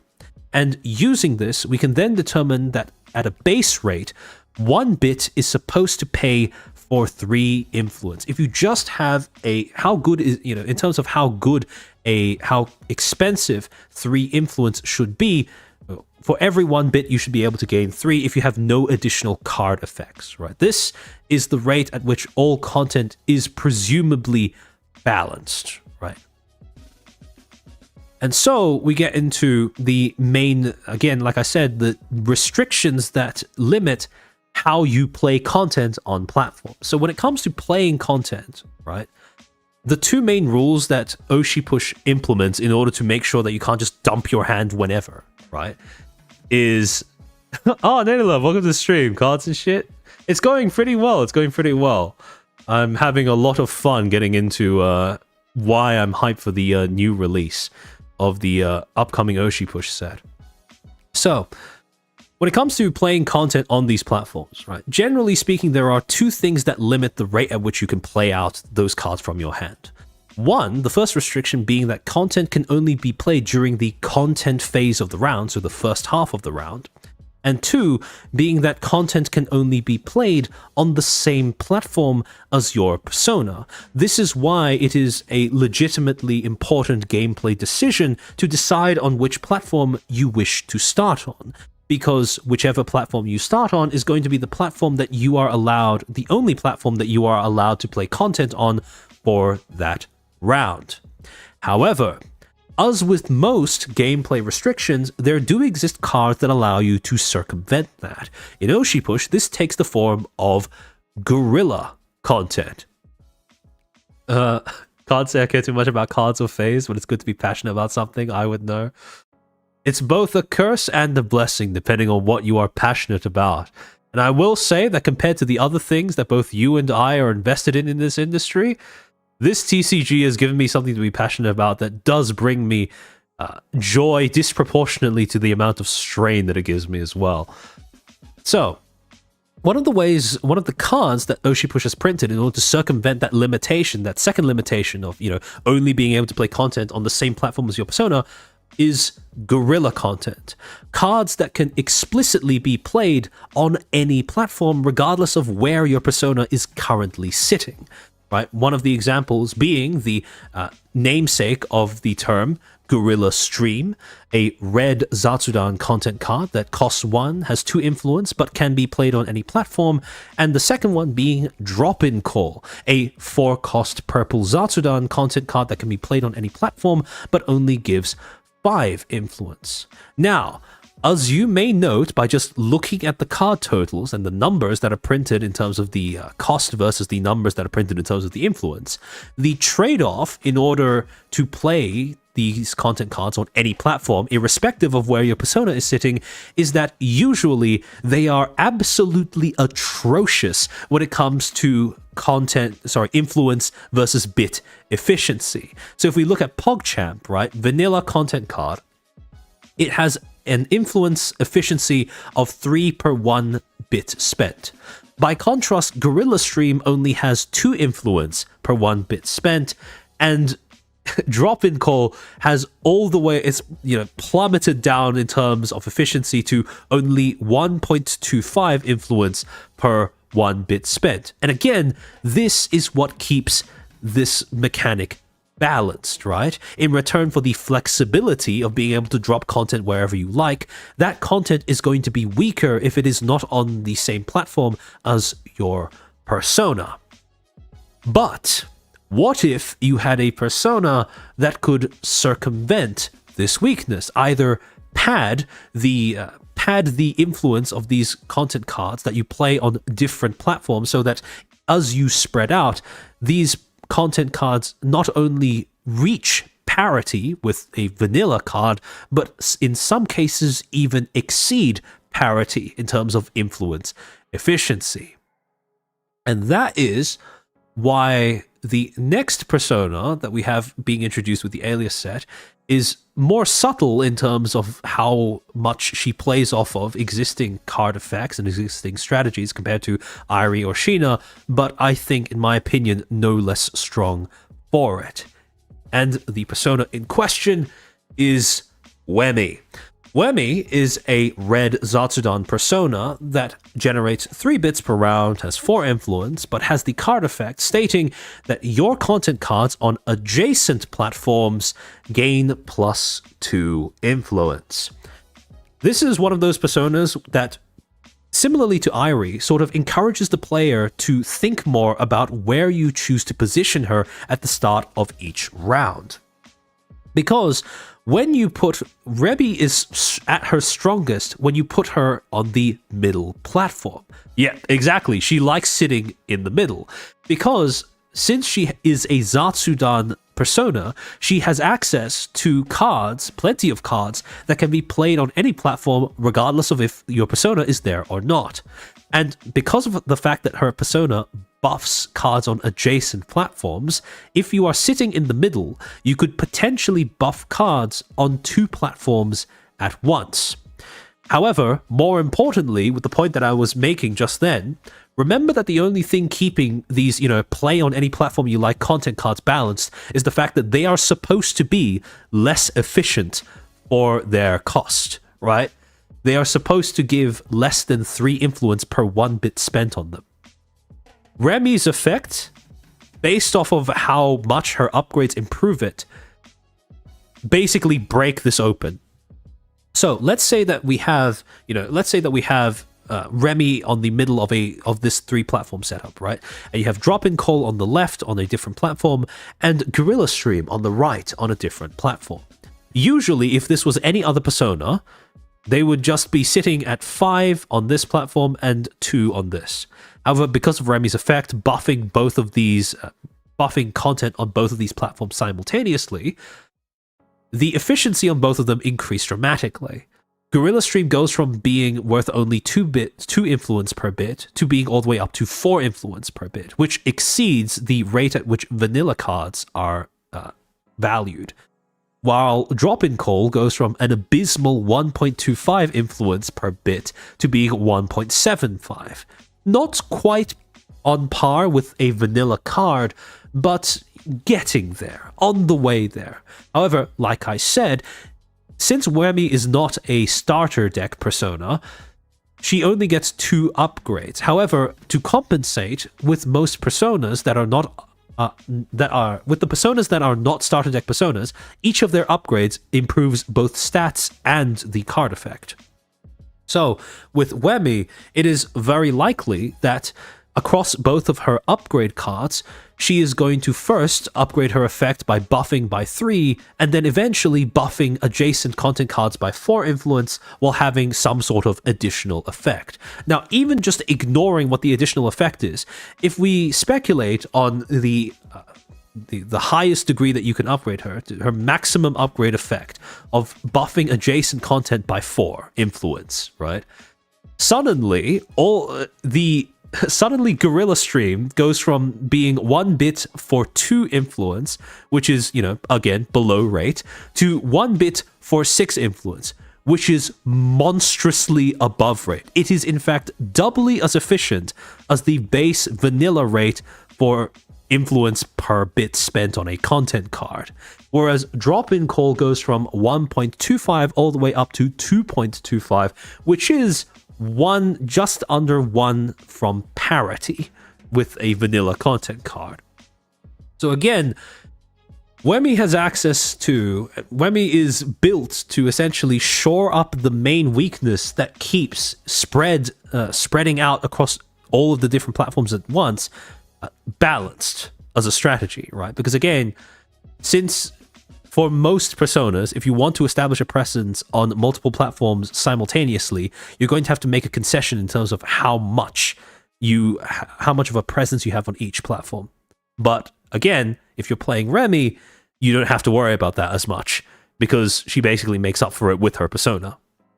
Now, granted, she is arguably going to be more vulnerable on whichever platform she's sitting on, but if she's sitting on the middle and she's buffing either side, I think it is simple maths to say that you would much rather have a lead on 2 platforms and concede a lead on 1 than the other way around. So for that reason, Remy's introduction into the game is going to provide a lot of support for what is, for most personas, a pretty meh strategy. Because again, like I said, most personas have to make a trade-off. Do you want to establish a presence on multiple platforms at once, or do you want to make sure that your presence on each of those platforms is actually significant enough should your opponent try to contest it? And when it comes to existing cards that are already in the game, Remy also has access to quite an impressive suite of tools. On one hand, she has access to card draw, React meta, which is among the most efficient forms of card draw currently printed in the game. It is a 2-bit green Zatsudan action card that states you get to draw 1 card for each platform where you have at least 1 content card. Now, this can draw anywhere between 0 to 3 cards for 2 bits. 0 if you have no content cards, 1 if you have 1 content card, and 3 if you have a content card on all 3 platforms. Even if you only have a content card on 2 out of 3 platforms, 2 bits to draw 2 cards is already very, very efficient, because you're only spending 1 card out of your hand to gain an additional one. If you happen to have content cards across all 3 platforms, then, well, you're just laughing to the bank. So, already, because of the fact that Remy is probably already going to be incentivized to go with a, content-based go-wide strategy, this is one of the best tools that she can have in order to refuel her hand after playing out cheap content cards across multiple platforms. The second thing that Remy has access to are cards that buff your content based off of how many platforms you have a presence on. For example, Sound Alert Jump Scare, a 1-cost red Zatsudan action card that states, play only during a clash, give one of your content cards plus 3 influence this clash for each platform where you have at least 1 content card. Easily could buff a content card by anywhere between 6 to 9 influence. Again, depending on whether you have a content card spread across 2 or 3 different platforms. However, the other sort of more tangentially related strategy that Remy could potentially make stronger, which I'm quite excited for, are cards that are printed usually with a strong effect, but with the intention that they are going to have a weaker influence count in order to balance that. For example, Math Stream, a 3-cost green Zatsudan content card that only has 5 influence but states the bit cost of content cards your opponents play on this platform is increased by 1. It's basically a floodgate tax kind of effect, where in return for playing it, your opponent, well, on any platform that it's sitting on, your opponent now has to pay more bits in order to play whatever content cards they intend to play. Now again, an effect like this is strong, but it's usually balanced by the fact that Math Stream itself is only 5 influence. Now if you wanted this to be on parity, 3 bits, it should be 9. However, with Wemi, so long as she's sitting on a different platform, this can potentially go all the way up to being 9 bits. So not only are you dealing with a debilitating effect for your opponent to deal with on that platform, but after they deal with that increased cost to play out their content, they still need to contest it as if it is a card whose influence is printed on rate. My instincts would have told me in most other games that React meta is not worth -1 card advantage. Fair enough. In most decks, it is only barely worth it, right? It's because of the fact that most decks do not focus on spreading out your content across multiple platforms. Most decks usually focus on, 1 to 2 platforms at most when it comes to establishing a presence via content. However, Remy, of course, is built to do the opposite. She is built to spread out across all 3 for as cheap a cost as possible, meaning that she is in a prime position to exploit React meta to its fullest potential. And so when it comes to things like floodgates, right, which are usually less efficient for the cost in terms of the influence count, but provide an effect that debilitates your opponent, Wemi is in a particularly unique position in terms of being able to actually buff those to the point where they are serious threats in and of themselves. So, when it comes to Wemi, Irie, and Sheena, those are 3 personas that very obviously add to existing strategies or exploit existing mechanics and archetypes. However, the remaining 3 personas that are left in the upcoming Alias set are interesting for precisely the opposite reason, which is that they introduce completely new strategies and completely new archetypes that we have not seen in this game as of yet.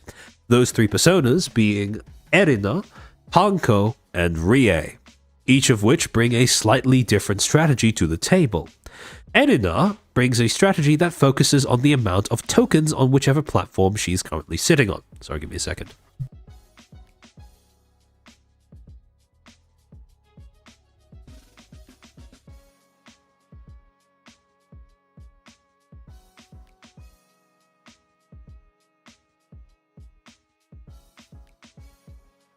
So, as you can see on her card, she is a green experience persona, generates 3 bits per round as 4 influence, but she has the card effect that states Erina gains +1 influence for each token on her platform. Important thing, it doesn't specify your opponent's tokens or your tokens. Both players' tokens add towards her influence buff. So, again, we've never seen a persona that buffs herself based on the amount of tokens on her platform. So this is a completely new suite of cards that we are potentially going to get in order to add to that strategy. Hanko, on the other hand, is a more content-based persona, but she, in a way that is extremely unconventional for most personas in this game, she cares more about your persona's content than yours. Hanko is a red creative persona that generates 3 bits per round, has 4 influence, and has the card effect stating, while an opponent is dominating this platform, so while your opponent has more content on their side of the platform than you have on yours, Hanko gains +3 influence. In other words, she wants your opponent to be dominating their side of the platform. Again, that is not a strategy that we have seen before in this game. Because generally speaking, if your opponent is dominating, that usually means they're ahead in terms of influence. So for Panko to want that to be the game state where she, benefits from, again, we are likely going to see an entirely new suite of cards that makes this strategy viable. And finally, we have Rie with self-deletion strategies. Card effects that revolve around deleting your own content for some sort of benefit. Rie is a purple creative persona, generates 3 bits per round, has 3 influence at base, and has the effect stating activate, so activate being an effect that can be used once per round. Activate, delete one of your content cards to give her +4 influence this clash. So, I'm assuming that the effect doesn't go away if the domination was by 3 or less influence. So domination doesn't actually care about the influence of those content cards, basically just how many content cards they have. So if they have 2 and you have 1, they would be dominating the platform, in which case Panko's ability would trigger. However, back to Rie, again, we do have content cards that synergize. We do have cards that synergize with the amount of cards you have in your trash. However, we don't currently have cards that synergize with being deleted, right? The most we have is maybe content cards that go back to your hand upon being deleted. However, what I'm quite excited for with the introduction of Rie's persona is content cards that actually give you a benefit in return for being deleted. So, when it comes to looking at what cards currently exist in the game that might feed into these new archetypes, the existing toolkits that these personas have access to that might play with their persona abilities. Erina, when it comes to green and experience personas, green and experience content cards, so far there are 3 different types of cards that play off of this sort of token generation-esque strategy. On one card you have movement cards, right, like Uwu, experience cards that you can discard from hand in order to move to a different platform and increase the amount of tokens you have on it. You also have cards like Parasocial Trap, which, as I stated before, give you more tokens on the same platform, albeit with Parasocial Trap in particular, it doesn't actually change the amount of tokens on one platform, it just changes who those tokens belong to. It changes the ratio of who those tokens belong to. However, you also have cards that give you a benefit as long as there is a certain amount of tokens from either player on said platform. Take, for example, Marketable Plushie, a green creative content card that costs 2, has 4 influence, but states it's a premium content card, which is a mechanic that they only introduced recently with the last set. Premium content cards, think of premium content cards as sort of like trap cards, but for Oshi push, where you play them face down for 2, and then you can flip them later on so long as their condition is met. So for Marketable Plushie, the flip condition is that your opponent has 2 or more tokens on this platform, and when flipped, you gain 4 bits. Right, so when it comes to tokens on one platform, Erina is going to have access to movement mechanics, token thief mechanics, and also bit acceleration based on how many tokens there are on her platform. But again, we do not have a lot of token generation in experience or in green, just simply as a matter of balance. Now, more experienced Oshi push players may look at the fact that Erina is experience and consider that maybe her addition into the game means more purple experience cards that, interact with token, either generate tokens out of thin air or otherwise allow you to interact with tokens on the board, and they may start to get a little scared for reasons that we're going to get into later on in the stream. But for the time being, it is an unconventional mechanic. We don't really have much reference point for how it's going to work, but I'm very excited to see what they end up adding into the game alongside her in order to make it work. Same thing when it comes to Panko. Now, when it comes to red and or creative content cards that sort of play off of the idea of being dominated by your opponent, there are quite a few effects that Panko has access to that could potentially add in, that she potentially existing cards and existing archetypes and existing strategies that she has the potential to exploit and or buff through her addition to the game. The first are Highlander effects, content cards that get stronger when they are the only content card you have in play on that platform.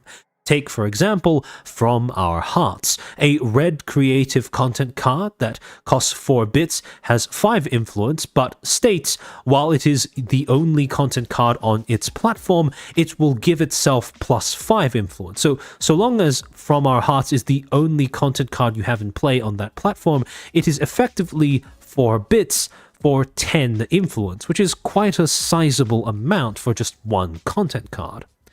Panko, by virtue of being red, also has access to a suite of persona buffing cards, like In Character, which, as I stated before, buffs your persona by 4 influence, but buffs them by 7 instead if they have an upgrade on top of them.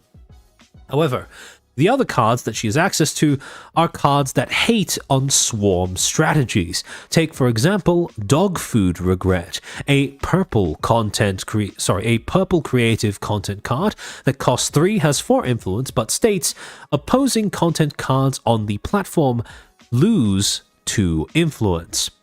This effect gets stronger the more content cards your opponent has on their end of the platform. If they only have 1 content card, the cumulative effect of Dog Food Regret is that it nerfs your opponent's presence by 2 influence. However, if they have 2, it nerfs it by 4. If they have 3, it nerfs it by 6, and so on and so forth.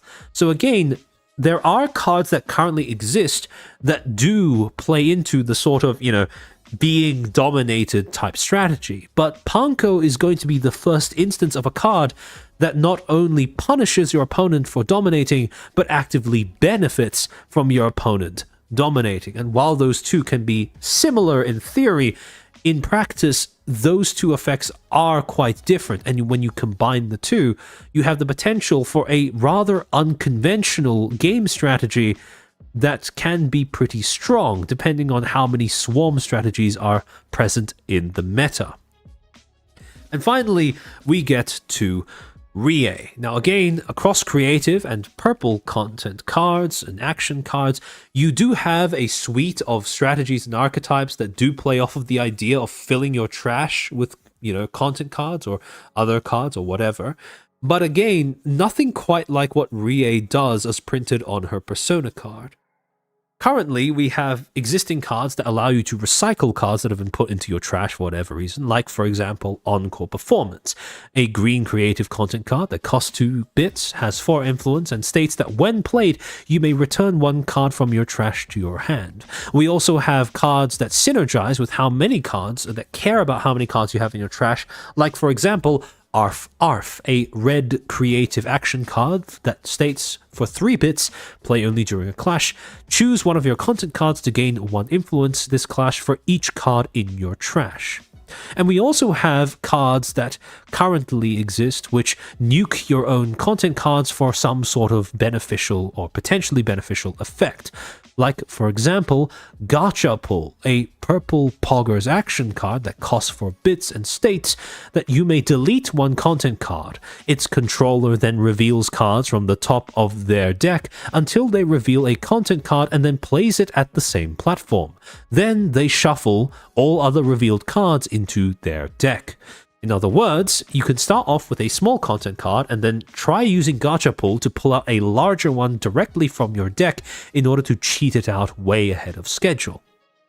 However, like I said before, there is no effect currently in the game that allows you to delete one of your own content cards for a beneficial effect, save maybe Uruka, which has the option on one of her upgrade cards to delete one of her content cards in order to draw 2. However, when it comes to non-persona cards, not a lot of content cards actually care about being deleted. So with the introduction of Rie, we are likely going to see an entire suite of content cards that not only care about being deleted, but actually reward you for deleting them. Which again, pretty fascinating strategy to introduce into the game.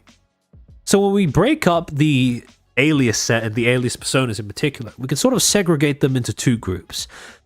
Half of them play off of existing archetypes, either making it very clear that they are going to come onto the scene pretty strong because they exploit existing archetypes or adding more support for an existing archetype, right? In order from Sheena, Irie, and Wemi, you have actions matter, platform hopping, and go wide strategies respectively. However, half of the Alias personas also introduce completely new archetypes and strategies that we have not seen before. Erina with Tokens Matter, Panko with Domination Bait, and Rie with self-deletion strategies. However, between these two groups, we have plenty of potential to shake up the existing meta, both by buffing existing strategies and by introducing entirely new ones that could, depending on the cards that are introduced, be much stronger or unexpectedly strong off-meta picks. However, when it comes to talking about the meta, we can't really evaluate the potential effect that these cards are going to have on the meta until we actually look at what the current Oshi push meta even is. And when it comes to the current Oshi push meta, the way that Oshi push is played conventionally and competitively, we cannot talk conventional strategy without talking about the elephant in the room, the whale on the beach, and the fox in the henhouse. We can't talk meta in Oshi push without talking about the biggest menace that currently exists in competitive play, which is Tenma Miami. Now, in competitive Oshi push, Tenma is a massive problem, specifically because of how overrepresented she is in competitive play. Recently, Oshi Push had its first official, online tournament, right? The Summer of Oshi series online webcam shrimp tournament, hosted by none other than Japanime Games themselves. Now, this was the first instance that we had a tournament, official tournament, where you had to pay a fee to sign up to play, and that had, pretty significant prizes up for grabs for people who made it to top 4 and up. And in this, we also had the first instance of an event where the entrance to it was not gated behind any sort of logistics or anything like that, right? Logistics was not an obstacle to participation. So we had a total of 39 participants sign up via the official website, and on the day we only had 3 dropouts, so a total of 36 players in this tournament. However, even more, I suppose, prominent than the number of players who signed up. So 36 is not nothing, right? However, we can then take these 36 and then look at the top cuts that ended up emerging. So basically the top 16 players that ended up emerging out of this 36. In which case, we start to see a very interesting statistic, which is that out of the top 16 players who made it to the final stages of the tournament, about half of all of those players brought a Tenma deck to play. And the person who ended up winning the entire tournament, first place, was a player by the name of Guardian Reborn, which was piloting a, surprise, surprise, Tenma deck. Now, when it comes to looking at the tournament results, anytime you see a particular strategy that half or more of the top players end up using, there is more likely than not that there is a problem with that strategy. There is a reason why that many players end up bringing that same strategy to the table when they're actually playing seriously and with the intention of winning above all else. So the question then becomes, why is it that Tenma is this overrepresented among people playing competitively at a tournament level? And the answer comes from looking at the various cards and strategies that Tenma has access to. Specifically, as a persona, Tenma has access to 3 particular strategies or archetypes, or 3 particular, I suppose, things, traits, or features built into her persona that make for an extremely oppressive persona to play against. Those 3 traits being built-in card draw, premier disruption effects, and 1-card value engines. Starting off with the most basic thing, her Clash reward, the effect that is printed on her base persona. Like I stated before, Tenma's effect is that every time she wins a clash, she gets to draw 1 card. In and of itself, it's strong, but it doesn't look that broken. until you consider what it does or how it interacts with movement effects. Sorry, give me a second.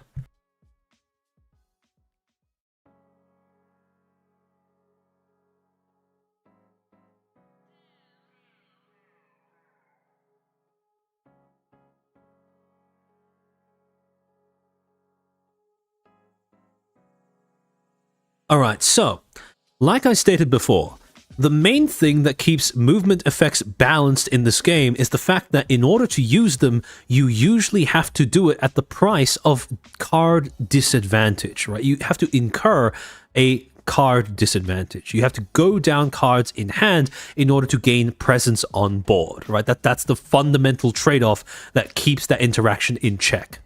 However, because of the fact that Tenma draws a card every time she wins a clash, that usually means that in function, unless the opponent is able to match her move, every card that allows her to move from one platform to another in order to snipe a win when her opponent isn't expecting it, ends up replacing itself once she does win. So instead of being, discard move your persona from this platform move your persona to another platform, use only during a clash.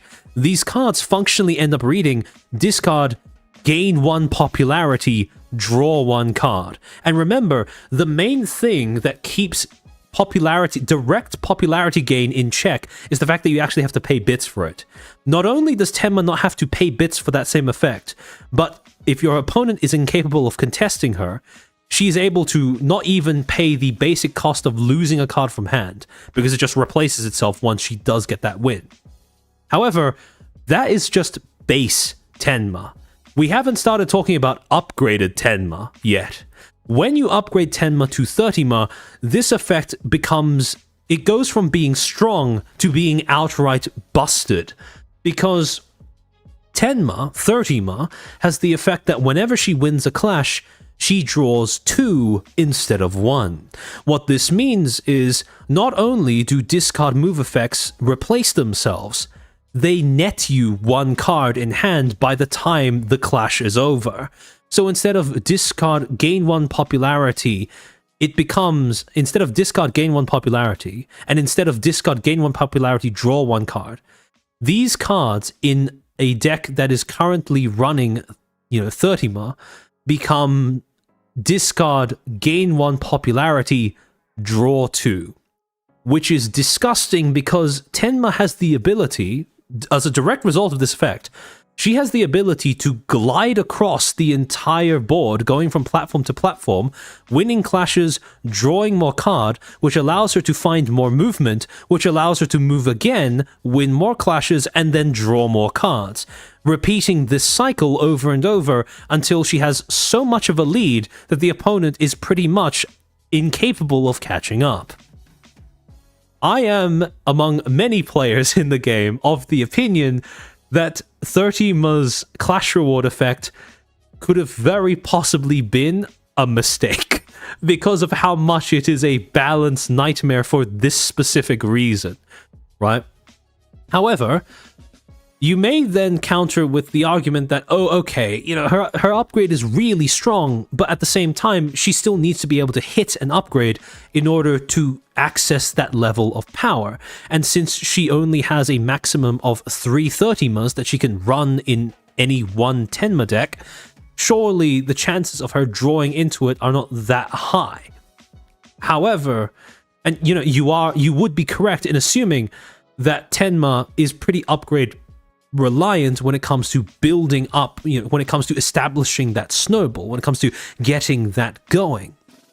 However, here is where the fact that she is a starter persona becomes highly relevant, because starter personas actually have an advantage over non-starter personas when it comes to getting consistent access to their upgrades. So remember what I said before about how starter personas have 3 sets of upgrades in comparison to the usual 2, and each upgrade can be included up to 3 times in any one deck. What this means is non-starter personas can run a maximum of 6 upgrade cards, whereas starter personas can run up to 9 in the same deck. Where this starts to matter is in consistency in terms of how often you are able to draw an upgrade card in your, at least one upgrade card in your starting hand. So as I stated before, starting hands in Oshi Push are 5 cards. At the start of the game, both you and your persona draw 5 cards, and you are able to mulligan once. However, I then crunched the numbers on how likely it is that you draw 0 upgrade cards in your starting hand, and that number changes quite drastically depending on whether you include 6 upgrade cards in your deck and whether you include more. So, let's assume that you draw a starting hand of 5 cards, and you have a deck that runs 6 upgrades total in the entire 40 card set. At the start of the game, the chances of you drawing no upgrades, 0 upgrades in your starting hand when you only run 6 upgrade cards in your deck is around 35%. That's about 1 in 3 games where you don't draw any upgrades in your opening hand. And the earlier you are able to drop an upgrade, the earlier you are able to start benefiting from the stat increase and the, improvement to your card effect, your persona's base card effect, and therefore the more value it generates over time, which snowballs as rounds occur. So obviously you want to drop your upgrades as soon as possible, so if you don't get an upgrade card in your opening hand while your opponent does, that is a pretty significant disadvantage. However, like I said, 6 is the maximum number of upgrades that most personas that are not starter personas have access to. However, because starter personas can run up to 9, I tried testing and crunching the numbers on how this percentage ends up changing if you're able to run, let's say, 8 upgrade cards in your starting deck instead of just 6. And one thing that people noticed in the tournament that recently happened is that most of the Tenma players that were running Tenma decks ran between 7 to 8 upgrade cards in their deck. And a lot of them ran 8, so I tried testing the chance of drawing 0 upgrades in your starting hand when you have 8 upgrades in your deck instead of just 6. And when you increase the number of upgrade cards in your starting deck from 6 to 8, the chance of you drawing no upgrades in your starting hand plummets all the way down to less than half of what it started off at. Instead of 35%, chance of starting with 0 upgrade cards in hand, if you include 8 upgrade cards in your starting deck, the chances of you drawing no upgrades within your first 5 cards goes all the way down to just 14%, and even that is rounded to the nearest whole percentage. So there is a pretty marked difference in consistency in terms of how early on you can draw an upgrade card if you are playing a persona that is the face of a starter deck versus if you are playing a persona that is not. Now, in the last set that Oshi Push released, they did try to sort of make up for this disparity somewhat with the introduction of a new card type, which are cameo cards. Cameo cards are basically similar to upgrades in the sense that they are a card that has a permanent effect that buffs the stats and or card effects of your persona, but they stack with existing upgrade cards, right? However, since any persona can access these cameo cards, so long as they satisfy the deck building restrictions of matching the color and or genre, it kind of makes up for the fact that non-starters don't have access to as many upgrade cards. However, the problem is, of course, that the starter personas have access to these cards as well. And like I said before, their effects stack with upgrades. Take, for example, these 2 cameo cards. Beko Genning, a purple experience cameo card that costs 5 bits, but buffs your persona by 1 bit generated per round and 1 influence, while stating negate the abilities of all opposing personas on this platform, while also possessing a discard move effect. And Alter Ego, which is a green Zatsudan cameo card that costs 6, increases your influence by 0, but increases your amount of bits generated every round by 3 instead of 1. And it also has the effect of, gaining 1 bit every time just by discarding it from your hand, in case you draw multiple copies of it. You may note that Beko Genning is a very strong cameo card that is purple, meaning that it has the discard move effect, and it is an experience card. And you may notice that Alter Ego is Zatsudan, but it is green, which means that Tenma has access to both of these effects. Now, Tenma has access to card draw built into her persona. However, the main thing that, balances that keeps that in check, is the fact that she still needs to pay bits in order to play the cards that she's drawing. Alter Ego solves that problem by essentially juicing her up to a monstrous 9 bits per round, whereas at base, she can only generate 6 if upgraded to 30ma. Beko Genin, however, while its buffs are not that impressive, its card effect of essentially neutering all opposing effects attached to your opponent's persona, so long as they're sitting on the same platform as Tenma, is pretty strong. And the discard move effect is something that Tenma can very much exploit. So while both of these cameos are tools that other personas can use to try and make up for the fact that they may not be able to draw their upgrade cards as early on and as consistently as Tenma, these are also cards that Tenma herself can benefit from as well. On top of that, on top of the shenanigans, the ways that she can break the game just on the persona card alone, then we need to get into Tenma's card pool, which is among the most oppressive and disgusting that exist among all of the personas that are currently in the game. Tenma has access to two of the most devastating disruption cards in the game: Ash Blasting and Frying Pan ASMR. Ash Blasting because, like I said before, it is a card that not only gives you perfect information on your opponent's hand, but also forces them to discard whatever card you want them to, meaning that it is very, very good at disrupting an opponent's game plan. So, does Beko Genin basically just give that ability to every card in your hand, or is that specifically discarding Beko Genin? So the way that Beko Genin works is that if you discard from your hand, it allows you to move from one platform to another in the middle of a clash.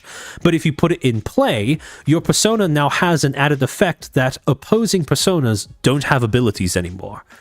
So it is limited to wherever Tenma is at any one time, but it is an effect that is now attached to Tenma when you play it, or it's attached to whichever persona you choose to play it with. So if you have another experienced persona, or if you have another purple persona and you play a Beko Genin, its effect just gets attached to that persona when you put it in play. Otherwise, it just functions as another discard move card from hand. So, one of the things about Oshi Push is because of the fact that discard effects can be very strong, having information about what cards your opponent has in hand is incredibly powerful in Oshi Push. Right? Because being able to know when your opponent has the ability to move from one platform to another allows you to plan ahead when it comes to whether you want to try to risk contesting an otherwise unoccupied platform during a clash or not. On top of that, if, for example, you are like Tenma in that she doesn't have a lot of tools when it comes to hard removing cards, you can preemptively get rid of a threat by simply making them discard it so your opponent never gets to play it in the first place.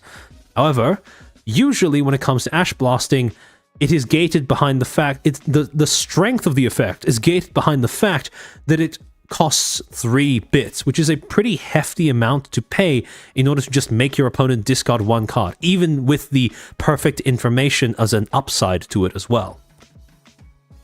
However, as we'll get into in a second, Tenma has access to a way of essentially not only circumventing the bit cost by playing it for free, but also, again, since you can only run 3 copies of Ash Blasting, worst case scenario, in most balanced decks, your opponent can only be Ash Blasted 3 times in one game. Tenma has access to a suite of tools that allow her to play way more than just 3 Ash Blastings over the course of an entire game.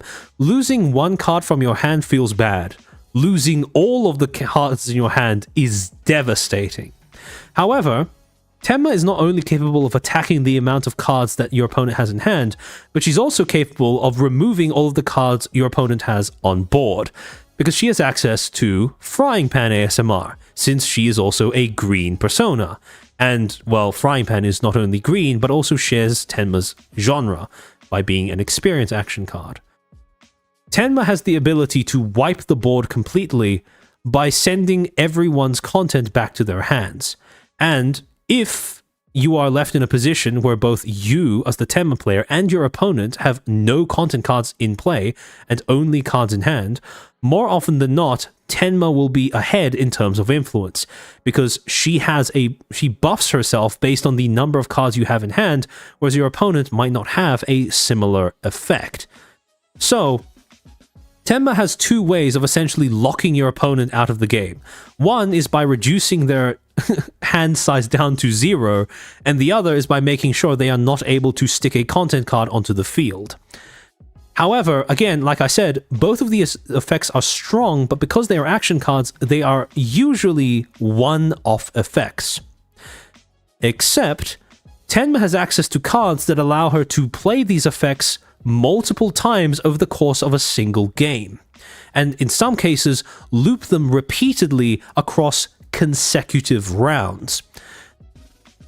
One of the cards that Tenma has access to is Halloween Special, an 8-cost green content card that has 14 influence, but more importantly, has the card effect of activate, play one action card from your trash that costs 3 or less bits for free. What this means is, once a round, so long as you have an action card that costs 3 or less in your trash, Halloween Special will allow you to continually replay that round after round. Ash Blasting, as you may have noticed, costs only 3. Having a Halloween Special in play turns Ash Blasting from being a one-off inconvenience into being a devastating tool that can strip you down to 0 cards in hand, so long as the game drags on for long enough. If the Tenma player has a Halloween Special in play, they can essentially, once every round, force you to discard a card from hand. If you don't have any additional tools to draw cards, very quickly this can end up meaning that you lose all of the cards in your hand, or that you never move beyond whatever cards you started off the round with. However, if the Tenma player is going first in the round, it becomes even worse for their opponent because they have no counterplay to the Ash Blasting trigger. Because the way that Oshi Push works is that the starting player takes one action before any other player is able to do anything. And the one action for turn could simply be replaying Ash Blasting from the trash. Since this happens after both players draw their card for turn, what that means is, if the Tenma player is going first, not only can they see what the card you drew for turn is immediately after you draw it, but they can also immediately make you discard it if they deem it is big enough of a threat to whatever their game plan is. So, Tenma can very easily, over the course of a game, Tenma players can very easily, over the course of a single game, strip their opponent's hands down to nothing by spamming this combo over and over. If you somehow, as a Tenma player, manage to get 2 Halloween Specials in play while having an Ash Blasting in your trash, you can essentially make your opponent discard 2 cards of your choice every single round, which is just as disgusting as it sounds. However, let's say that your opponent tries to circumvent this strategy, right? Let's say that your opponent acknowledges that you are capable of making them discard cards from hand, and as a result, chooses to instead try to play as many cards as possible onto the board so that your discard is less impactful. Well, you can actually, as Tenma, punish them for trying to play cards and establish a board presence using Frying Pan ASMR. However, some personas are very good at rebuilding their board states, like, for example, Pippa, who generates a lot of bits over the course of a game. So bouncing content back to their hand isn't really that much of a problem so long as they have enough bits, because they can then just replay those cards. The problem arises, however, from you being able to loop this board wipe over and over again, which Tenma is capable of doing when she combines Encore Performance with Frying Pan ASMR. The way that this loop works is that First, Tenma can play Frying Pan ASMR to return all of the cards, all of the content on the board back to their owner's hands, right? So now she has a Frying Pan ASMR in her trash pile, and everyone's content cards is back in their hand. Let's say then that your opponent chooses to try and rebuild their board on the next round by playing out all their content cards again. What the Tenma player can then do is play Encore Performance, which allows them to grab whichever card of their, one card of their choice from their trash and put it back into their hand. Using Encore Performance, Tenma can then bring Frying Pan back into her hand. She can then replay Frying Pan ASMR in order to bounce all of the content cards back to their owner's hand, which includes her own Encore Performance, upon which now she is back in the exact same position of having a Frying Pan in the trash and an Encore Performance in hand. Replay the Encore Performance, get back the Frying Pan, bounce the Encore Performance back with Frying Pan while wiping the entire board, rinse and repeat over and over until your opponent is incapable of catching up. Across these two combos, these are the two main loops that Tenma players can use in order to essentially lock their opponent out from being able to win the game, or to be able to contest Tenma's board presence. So, you may think that the main obstacle, this is a pretty expensive combo to push out, right?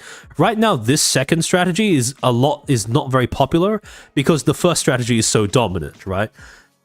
Funnily enough, one of Tenma's worst matchups is the mirror, because both Tenmas are kind of stuck there trying to make the other one go down to 0 cards in hand. But in the case that it ever becomes, the dominant strategy, try and circumvent discard Tenma by, vomiting your hand onto the board, that then leaves an opening for this strategy to take over, and vice versa. If vomiting cards onto the board becomes too popular, then, if vomiting cards onto the board gets punished too hard by Frying Pan strategies becoming too popular, that's when the discard strategies move back in. So, the main thing that is keeping this from being, conventionally playable is the fact that this is a very expensive loop to maintain. If you want to be able to loop Encore Performance and Frying Pan ASMR, you need to spend 10 bits in order to do this over and over. However, remember what I said before about Tenma having access to Alter Ego. What that means is, if a Tenma player upgrades to 30ma, and then on top of that also has an Alter Ego, Tenma now generates 9 bits per round. Which means that by spending only a net negative of 1 bit per round, the Tenma player can essentially loop this combo of bouncing everything back to their owner's hands as many times as they like, round after round. So again, between these two strategies, Tenma is an extremely oppressive persona to play against, when you take into account the fact that she doesn't really suffer card disadvantage by winning and drawing more cards every time she does so. However, all of this aside, you could be forgiven for thinking that Tenma is just unbeatable since she has access to all of these different card effects and all of these different strategies. And technically that's not true, because she can lose in a mirror match. However, jokes aside, there are weaknesses to Tenma's main strategies. Small weaknesses, but we take what we can get. And the main weaknesses that accompany Tenma's playstyle, the main weaknesses that are built into Tenma's strategy of play, are personas that have more access to movement than she does, who can match her when she tries to move to a different platform in order to accumulate card advantage and snowball, right? Personas that don't care about content and as a result don't really worry about having their stuff bounce back to hand, and or are just better at buffing their persona's influence so they can directly contest Tenma in situations where neither persona has access to content on board. Personas that have higher base influence than Tenma for the same reason, and personas that have easy access to card draw, that can easily bounce back from being forced to discard cards from their hand. And with this in mind, you can quite easily see how 3 out of the 6 new Alias personas satisfy this condition. Erina doesn't really care about content cards or what the opponent is really doing, right? Because she gains influence attached to her persona based on how many tokens there are on platforms. And tokens accumulate on platforms regardless of which player wins. So if Tenma ends up winning a clash and putting a token onto a platform, Erina becomes stronger in future clashes over that platform. Same thing when it comes to Airi, because not only does she have more access to movement than Tenma as a Zatsudan persona and as a purple persona, but she also buffs herself through the mere act of moving, which is not something that Tenma can do, because Tenma, in addition to spending one card in order to move in the first place, also needs to spend an additional card if she wishes to buff her influence count.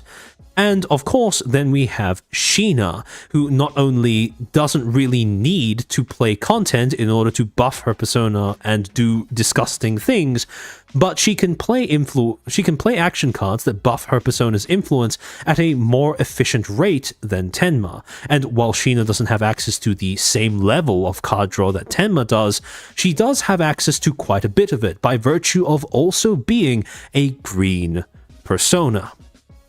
So again, 3 of the new personas can go toe-to-toe with Tenma, or quite possibly have the potential to go toe-to-toe with Tenma in terms of their built-in strategies.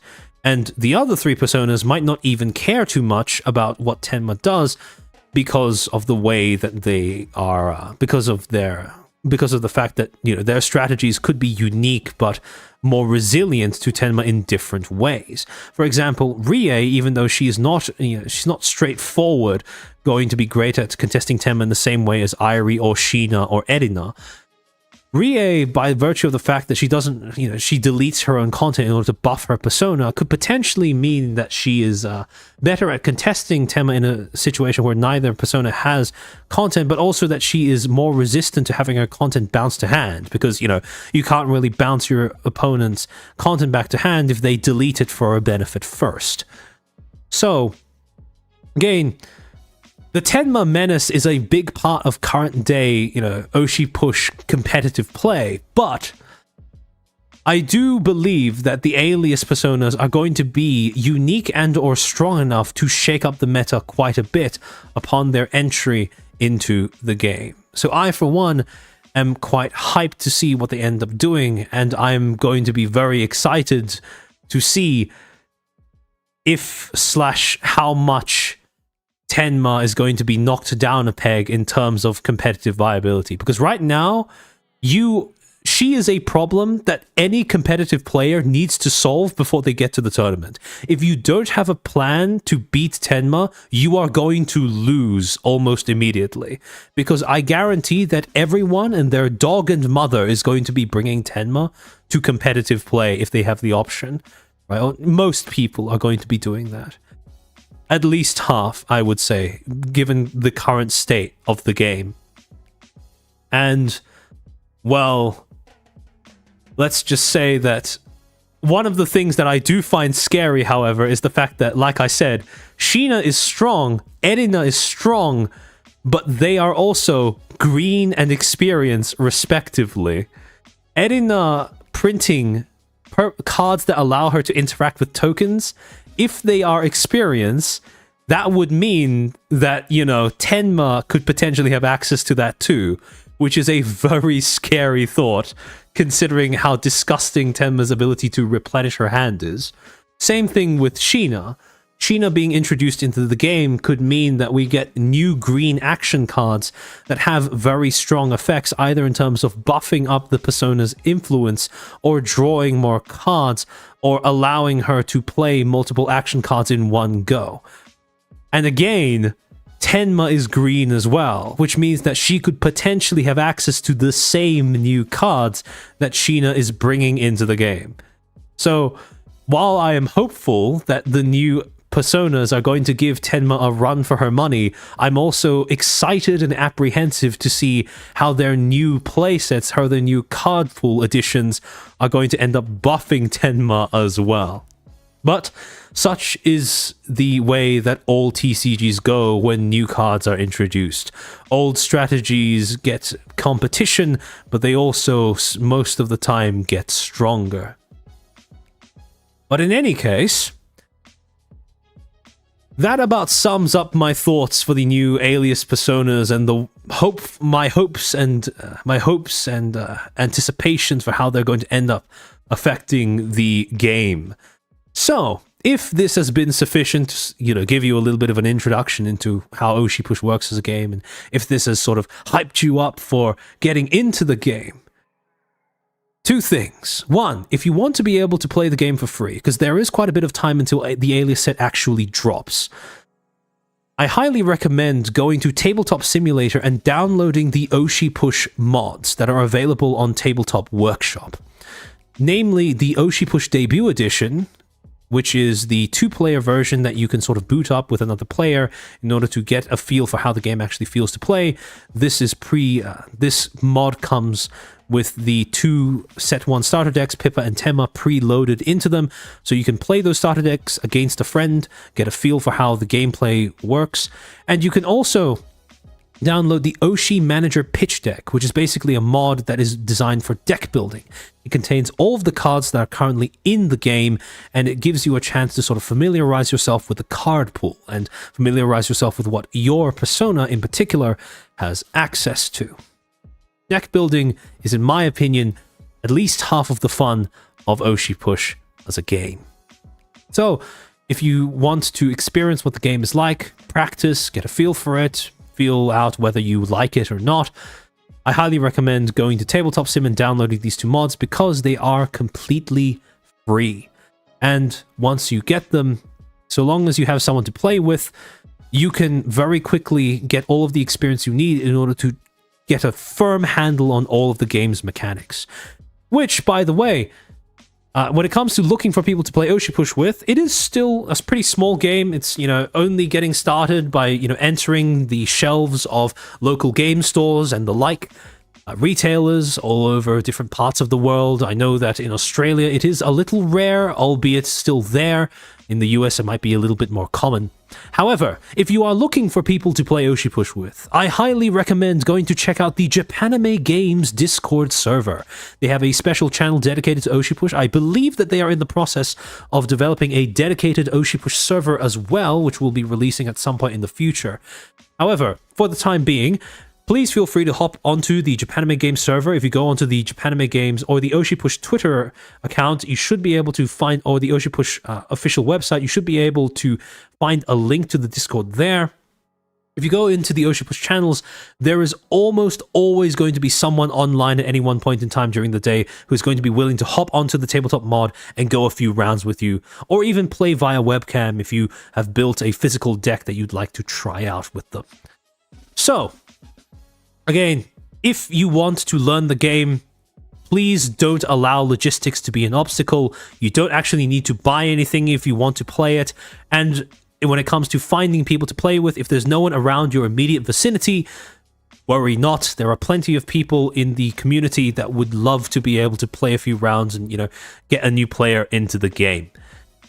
And on top of that, if I have managed to give you a convincing enough sales pitch, or if you are just excited to see that your Oshi from Alias is being added into the game and you can't wait to get into it as a result, pre-orders for Phase Alias's Set 3 Oshi Push, set is, pre-orders for the new set are now open. And you can go onto the Oshi Push Twitter, I believe it is the pinned post, go into the replies, and go onto their website to pre-order these decks, these cards, and things like deck boxes and playmats that are tailored to the Alias talents right now. If you do go to order something Alias related from the Oshi Push website, please feel free to use my affiliate link in the description of the VOD below. I am an Oshi Push affiliate, and if you use my link to buy product, you will be able to fuel both of our addictions to this game, because I will then be able to leverage that into buying more Oshi Push for myself, which I will probably end up using to, make more content about it in future as well. But again, if you feel like pre-ordering, please use my affiliate link, description below. Go onto the Oshi Push website via that link, and anything you buy will support me as well. And I do hope that at some point in the future I will be able to see some of you in the Oshi, in the, you know, the Oshi Push Japan Anime Games Discord, and perhaps even I might be able to catch you offline and play a few rounds with you as well. And you know, maybe we'll see how well the Tenma decks that I'm currently obsessed with match up against some of the other personas that are being introduced into the game. But for now, that will be all. I hope you guys have found this to be informative and or entertaining, and perhaps maybe it's even convinced you to, you know, get invested in the game, maybe pre-order the Alias set, or even something just as simple as downloading the tabletop mod to check things out for yourself with a friend. But in any case, that about does it for this stream. Let me just go through the chat, see any messages that I might have missed. Scary thought, because if I were to play one of the Alias personas, it'd be Sheena or Erina from the sounds of their playstyles. Oh yeah, for sure, right? I can't wait for Oshi Push to add Wish into the set. I really, really want Wish to be added in. Like, I know it's probably going to be years into the... It's probably going to be at least a year until they get to the Invaders. But I've had so many... I've had so many ideas for cards, like hypothetical cards they could print as part of Wish. So Wish cards, I've speculated about possible Dizzy cards, possible Jelly cards, possible Lumi cards, possible Ember cards. I just really, really want Wish to be added into the game, man. There's so many new mechanics that, you know, I really want to be implemented in. But yeah, Wish being added would be the thing that gets me to buy product. Oh no, absolutely. That makes sense completely. Yeah, no. If and when they get to Wish, that's going to be the first time I buy like a shit ton of that's going to be the first time I buy a shit ton of like boxes and stuff to open up on stream. But yeah, no, instead of just buying singles, right? Because yeah, a Wish set would be sick. A Wish set would absolutely be sick. But I mean, this is part of the appeal of the card game, right? Because, you know, it's all about, you know, seeing your Oshi being added into the set, seeing how the themes of how they are on stream, you know, the memes, the in-jokes, the sort of big moments of their streaming career get converted into gameplay mechanics and cards. Like, that's part of the beauty of this game. It's part of why I love the game in terms of its aesthetics and its mechanics as much as I do. Because, you know, affiliate aside, I am a true believer in Oshi Push. I was shilling this game even before I was an affiliate, so... Can't wait for set 3. Oh, yeah, I can't either. But UK bros who are worried about shipping, Wayland Games is a pretty good retailer, although I don't think you can pre-order from Wayland. Yeah, so pre-orders, I'm pretty sure, are only available via Japan Anime Games and Oshi Push's websites specifically. So retailers aren't taking pre-orders yet, but there are local retailers across. I know for a fact that they are in the UK, Australia, and the US that do have Oshi Push stocked on shelves, even though it might be a more niche product. But yeah, I'm very excited for the new set. TTS is one of those things, one of those so much value might as well be free if you play those kinds of things. Oh yeah, no, absolutely. I got into this game because of TTS. I probably would not be as obsessed with Oshi Push if I had to actually buy physical cards in order to build decks and play the game.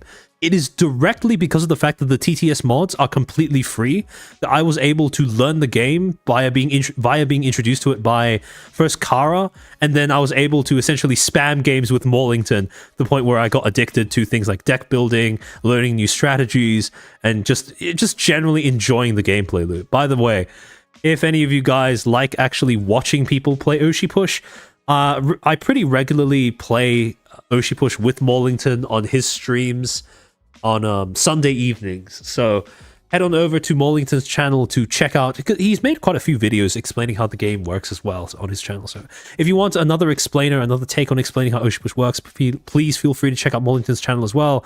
And if you want to see actual gameplay, tune in to the weekly sessions I have with him on his channel on Sunday evenings as well. We tend to talk quite a bit about, you know, the game strategy, the meta, deck building, as well as just demonstrating in practice how certain personas feel to play. So yeah, that's something else that you can check out if you are interested in this game. I hope we get to see a Sheena unboxing, since she used to crack Yu-Gi-Oh cards as a kid and even streamed that a couple of years ago. I mean, she still does unboxing. She still does unboxing vids, even though it's mostly other TCGs. But yeah, no, I'm pretty sure that as part of their promo, process, Oshi Push is going to be sending out boxes to each of the talents in Alias as a way of showing off what the new cards are like, because they did that last time when they released Gen 1. So I'm anticipating that that's what they're going to do this time as well. But yeah, no, I do think we are going to get unboxing content from Alias in the future when the set officially releases. Now there are cameos. Hopefully invaders are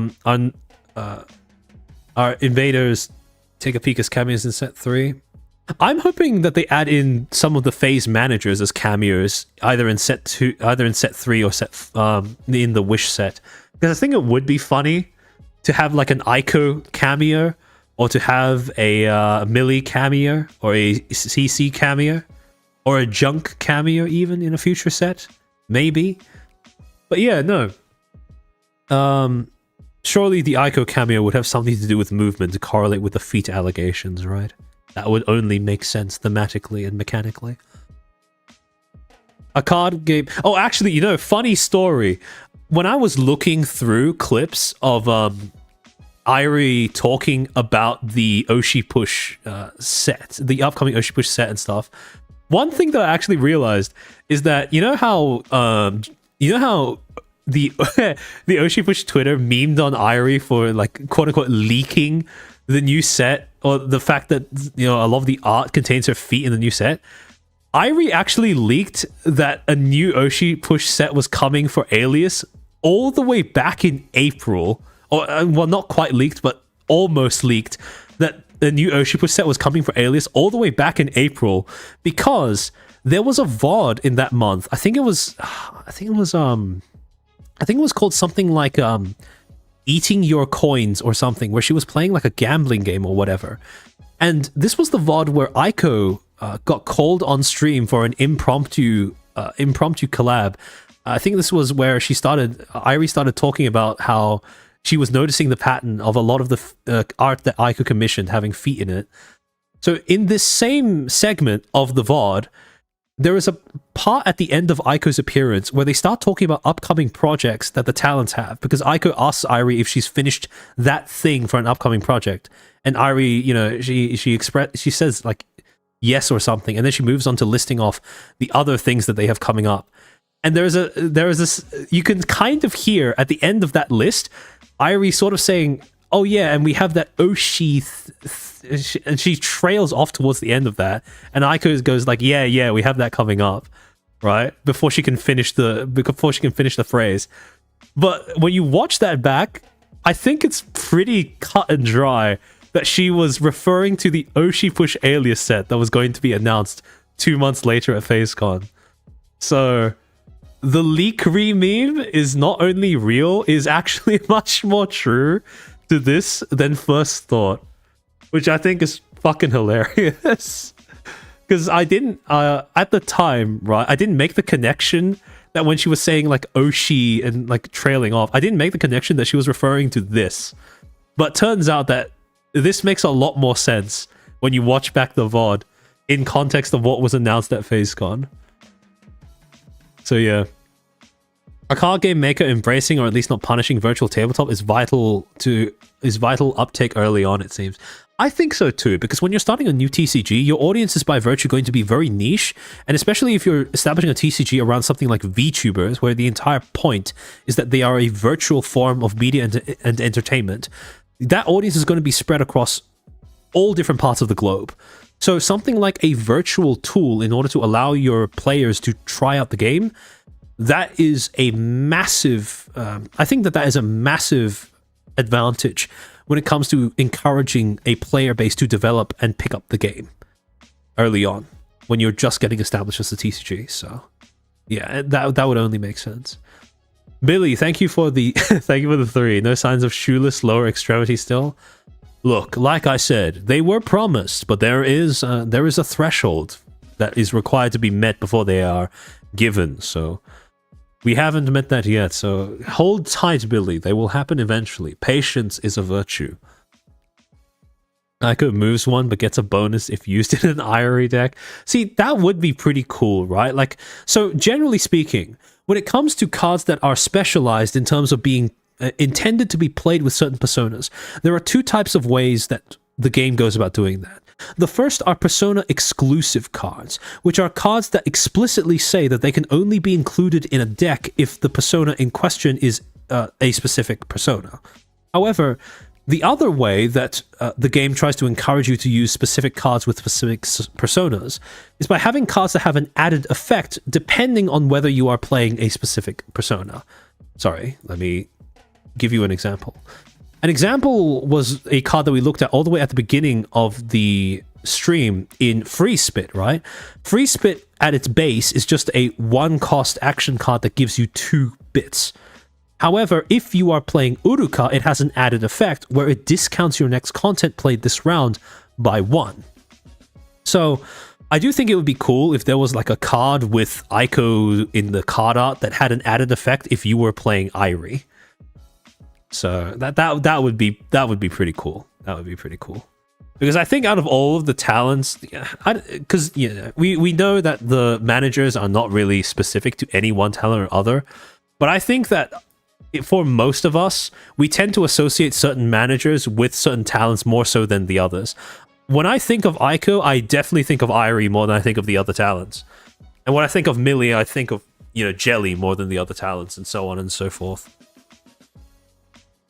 But no, I do think the managers would be cool cameo cards for set 3.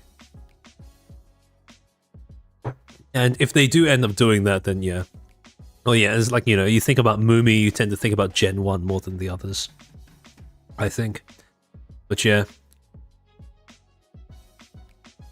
What would be funny is if they did managers as support for the Sakana deck. I do think that would be funny, but I also would feel like that would be missing out because of the fact that Sakana cards are not legal competitively, whereas cameo cards are. So I would be very curious to see how they would implement the managers into the game if they actually went about it with the intention of making their effects competitively viable and mechanically integrated with the game as it is right now. So, yeah. Hopefully we reach that after the new video comes out. Yeah, no, I've I'm hoping so as well. It's tough. Making a video is tough, and it is not easy, but I'm hoping that the reward is going to be worth it. I'm not expecting too much, because it has been a while since I released my last one, so... But yeah. I don't want to set expectations high, so... Just know that I'm putting all of this together myself. I'm a one-man team doing this, so... Is Free Spit a card anyone plays? Net gain 1, net gain 2 if you're playing Uruka? Yes! Free Spit is an auto-include in Uruka decks because of how much it accelerates her game plan in terms of being able to drop big content cards way ahead of schedule. However, Free Spit is also fairly common in any other persona that is able to run it, specifically because ways of generating net 1 bit are pretty valuable for accelerating your game plan. Any deck that is capable of running Halloween Special is also a deck that would really like to run Free Spit. Because when you play Free Spit from your trash, you no longer have to pay that 1 bit, which means that it now nets you 2 instead of 1. And ramping your persona by 2 bits every round is pretty significant an effect. It would be... It would be funny if Kyusha gets a cameo card. Don't think she really has one, but that's likely never to happen. I mean, it would be Kino if Kyusha was ever added into the game, but... Yeah. It would likely be a while away if it ever even does happen, because of the fact that generally the way that Oshi Push has worked so far is phase set, indie set, phase set, and I assume the next one's going to be an indie set, but again... Alias is there's still a while to go before Alias releases, and we need to wait even longer after that before the next indie set comes out as well. So, Does Chairman check stream elements? I do, but only occasionally because it doesn't get used very often. Actually, speaking of, I might move over to the head hot screen because I'm probably going to wrap up around about now because I need to go back to the mines as well. Let me check stream elements while we are just chilling here.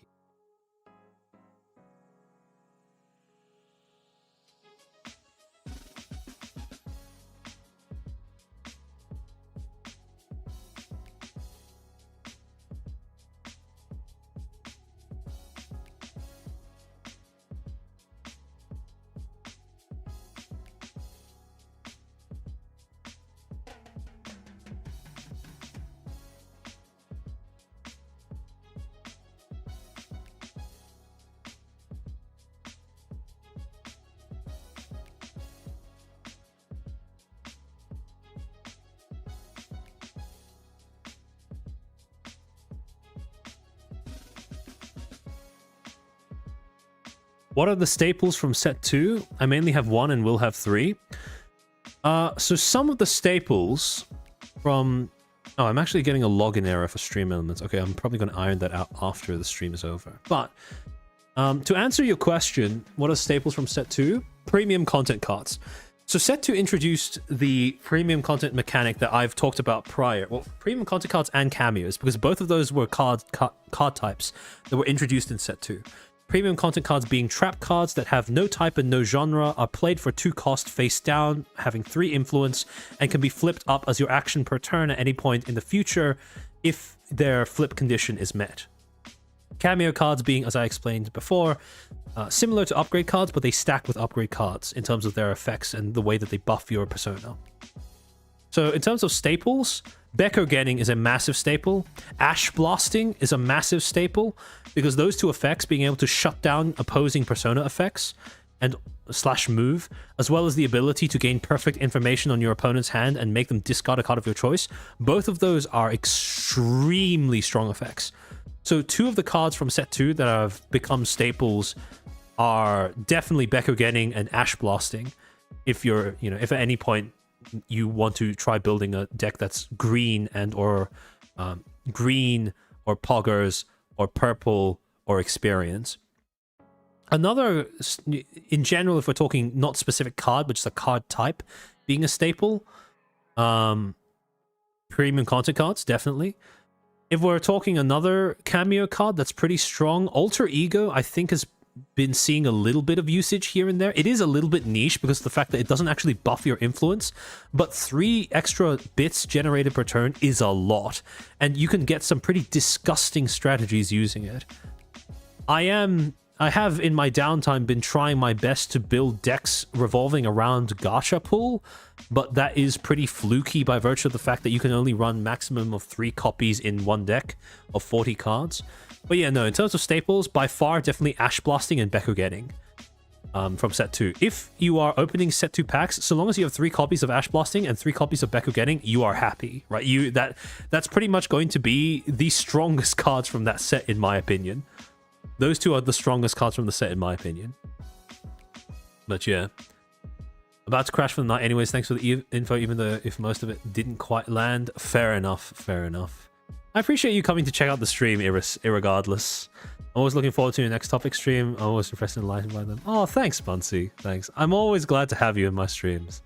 Always glad to have you in my streams. Even though I now know you are not part of my 3%, I value you regardless. Actually, funny thing.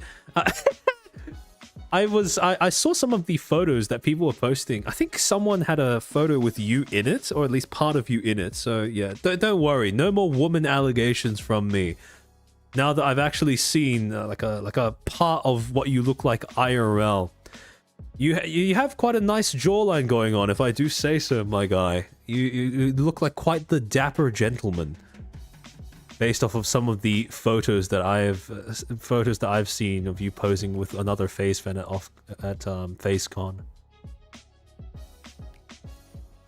Extremely hates us. Speaking of the mines, I must also make my labor catch the rats of the VOD stream as soon as I revive. Thanks for checking me out. Thanks for coming in live, Hero.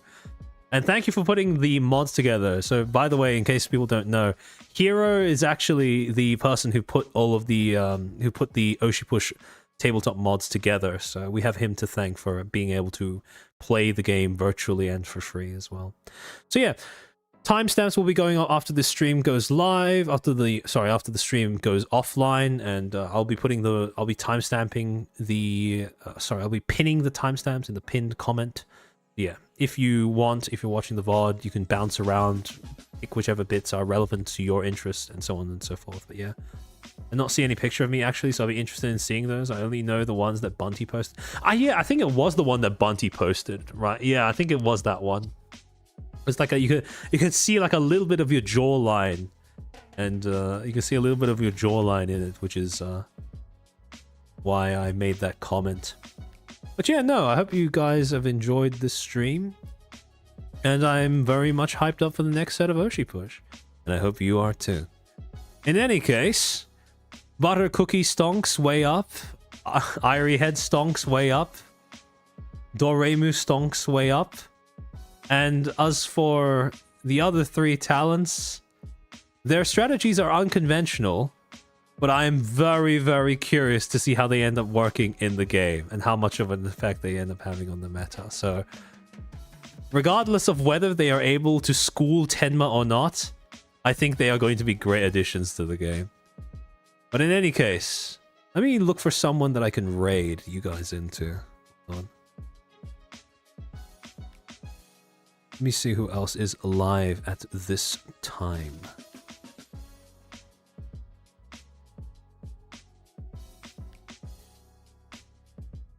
Oh, Raimi is live. Okay. I haven't seen a Raimi stream in a... Well, Raimi's only recently come back to streaming pretty regularly, so I'm going to send you guys off to Raimi Ricotta. Please enjoy your time over there. I know that she's also picked up quite a bit of interest in Oshi Push since FaceCon happened. So, as always, behave, enjoy yourselves, say hello to the rat for me, and I will catch you guys whenever I announce another stream topic. Guerrilla basis until next video comes out, but I hope that will not be too long from now. In any case, thank you guys once again for tuning in. Otsu chair. Otsu chair.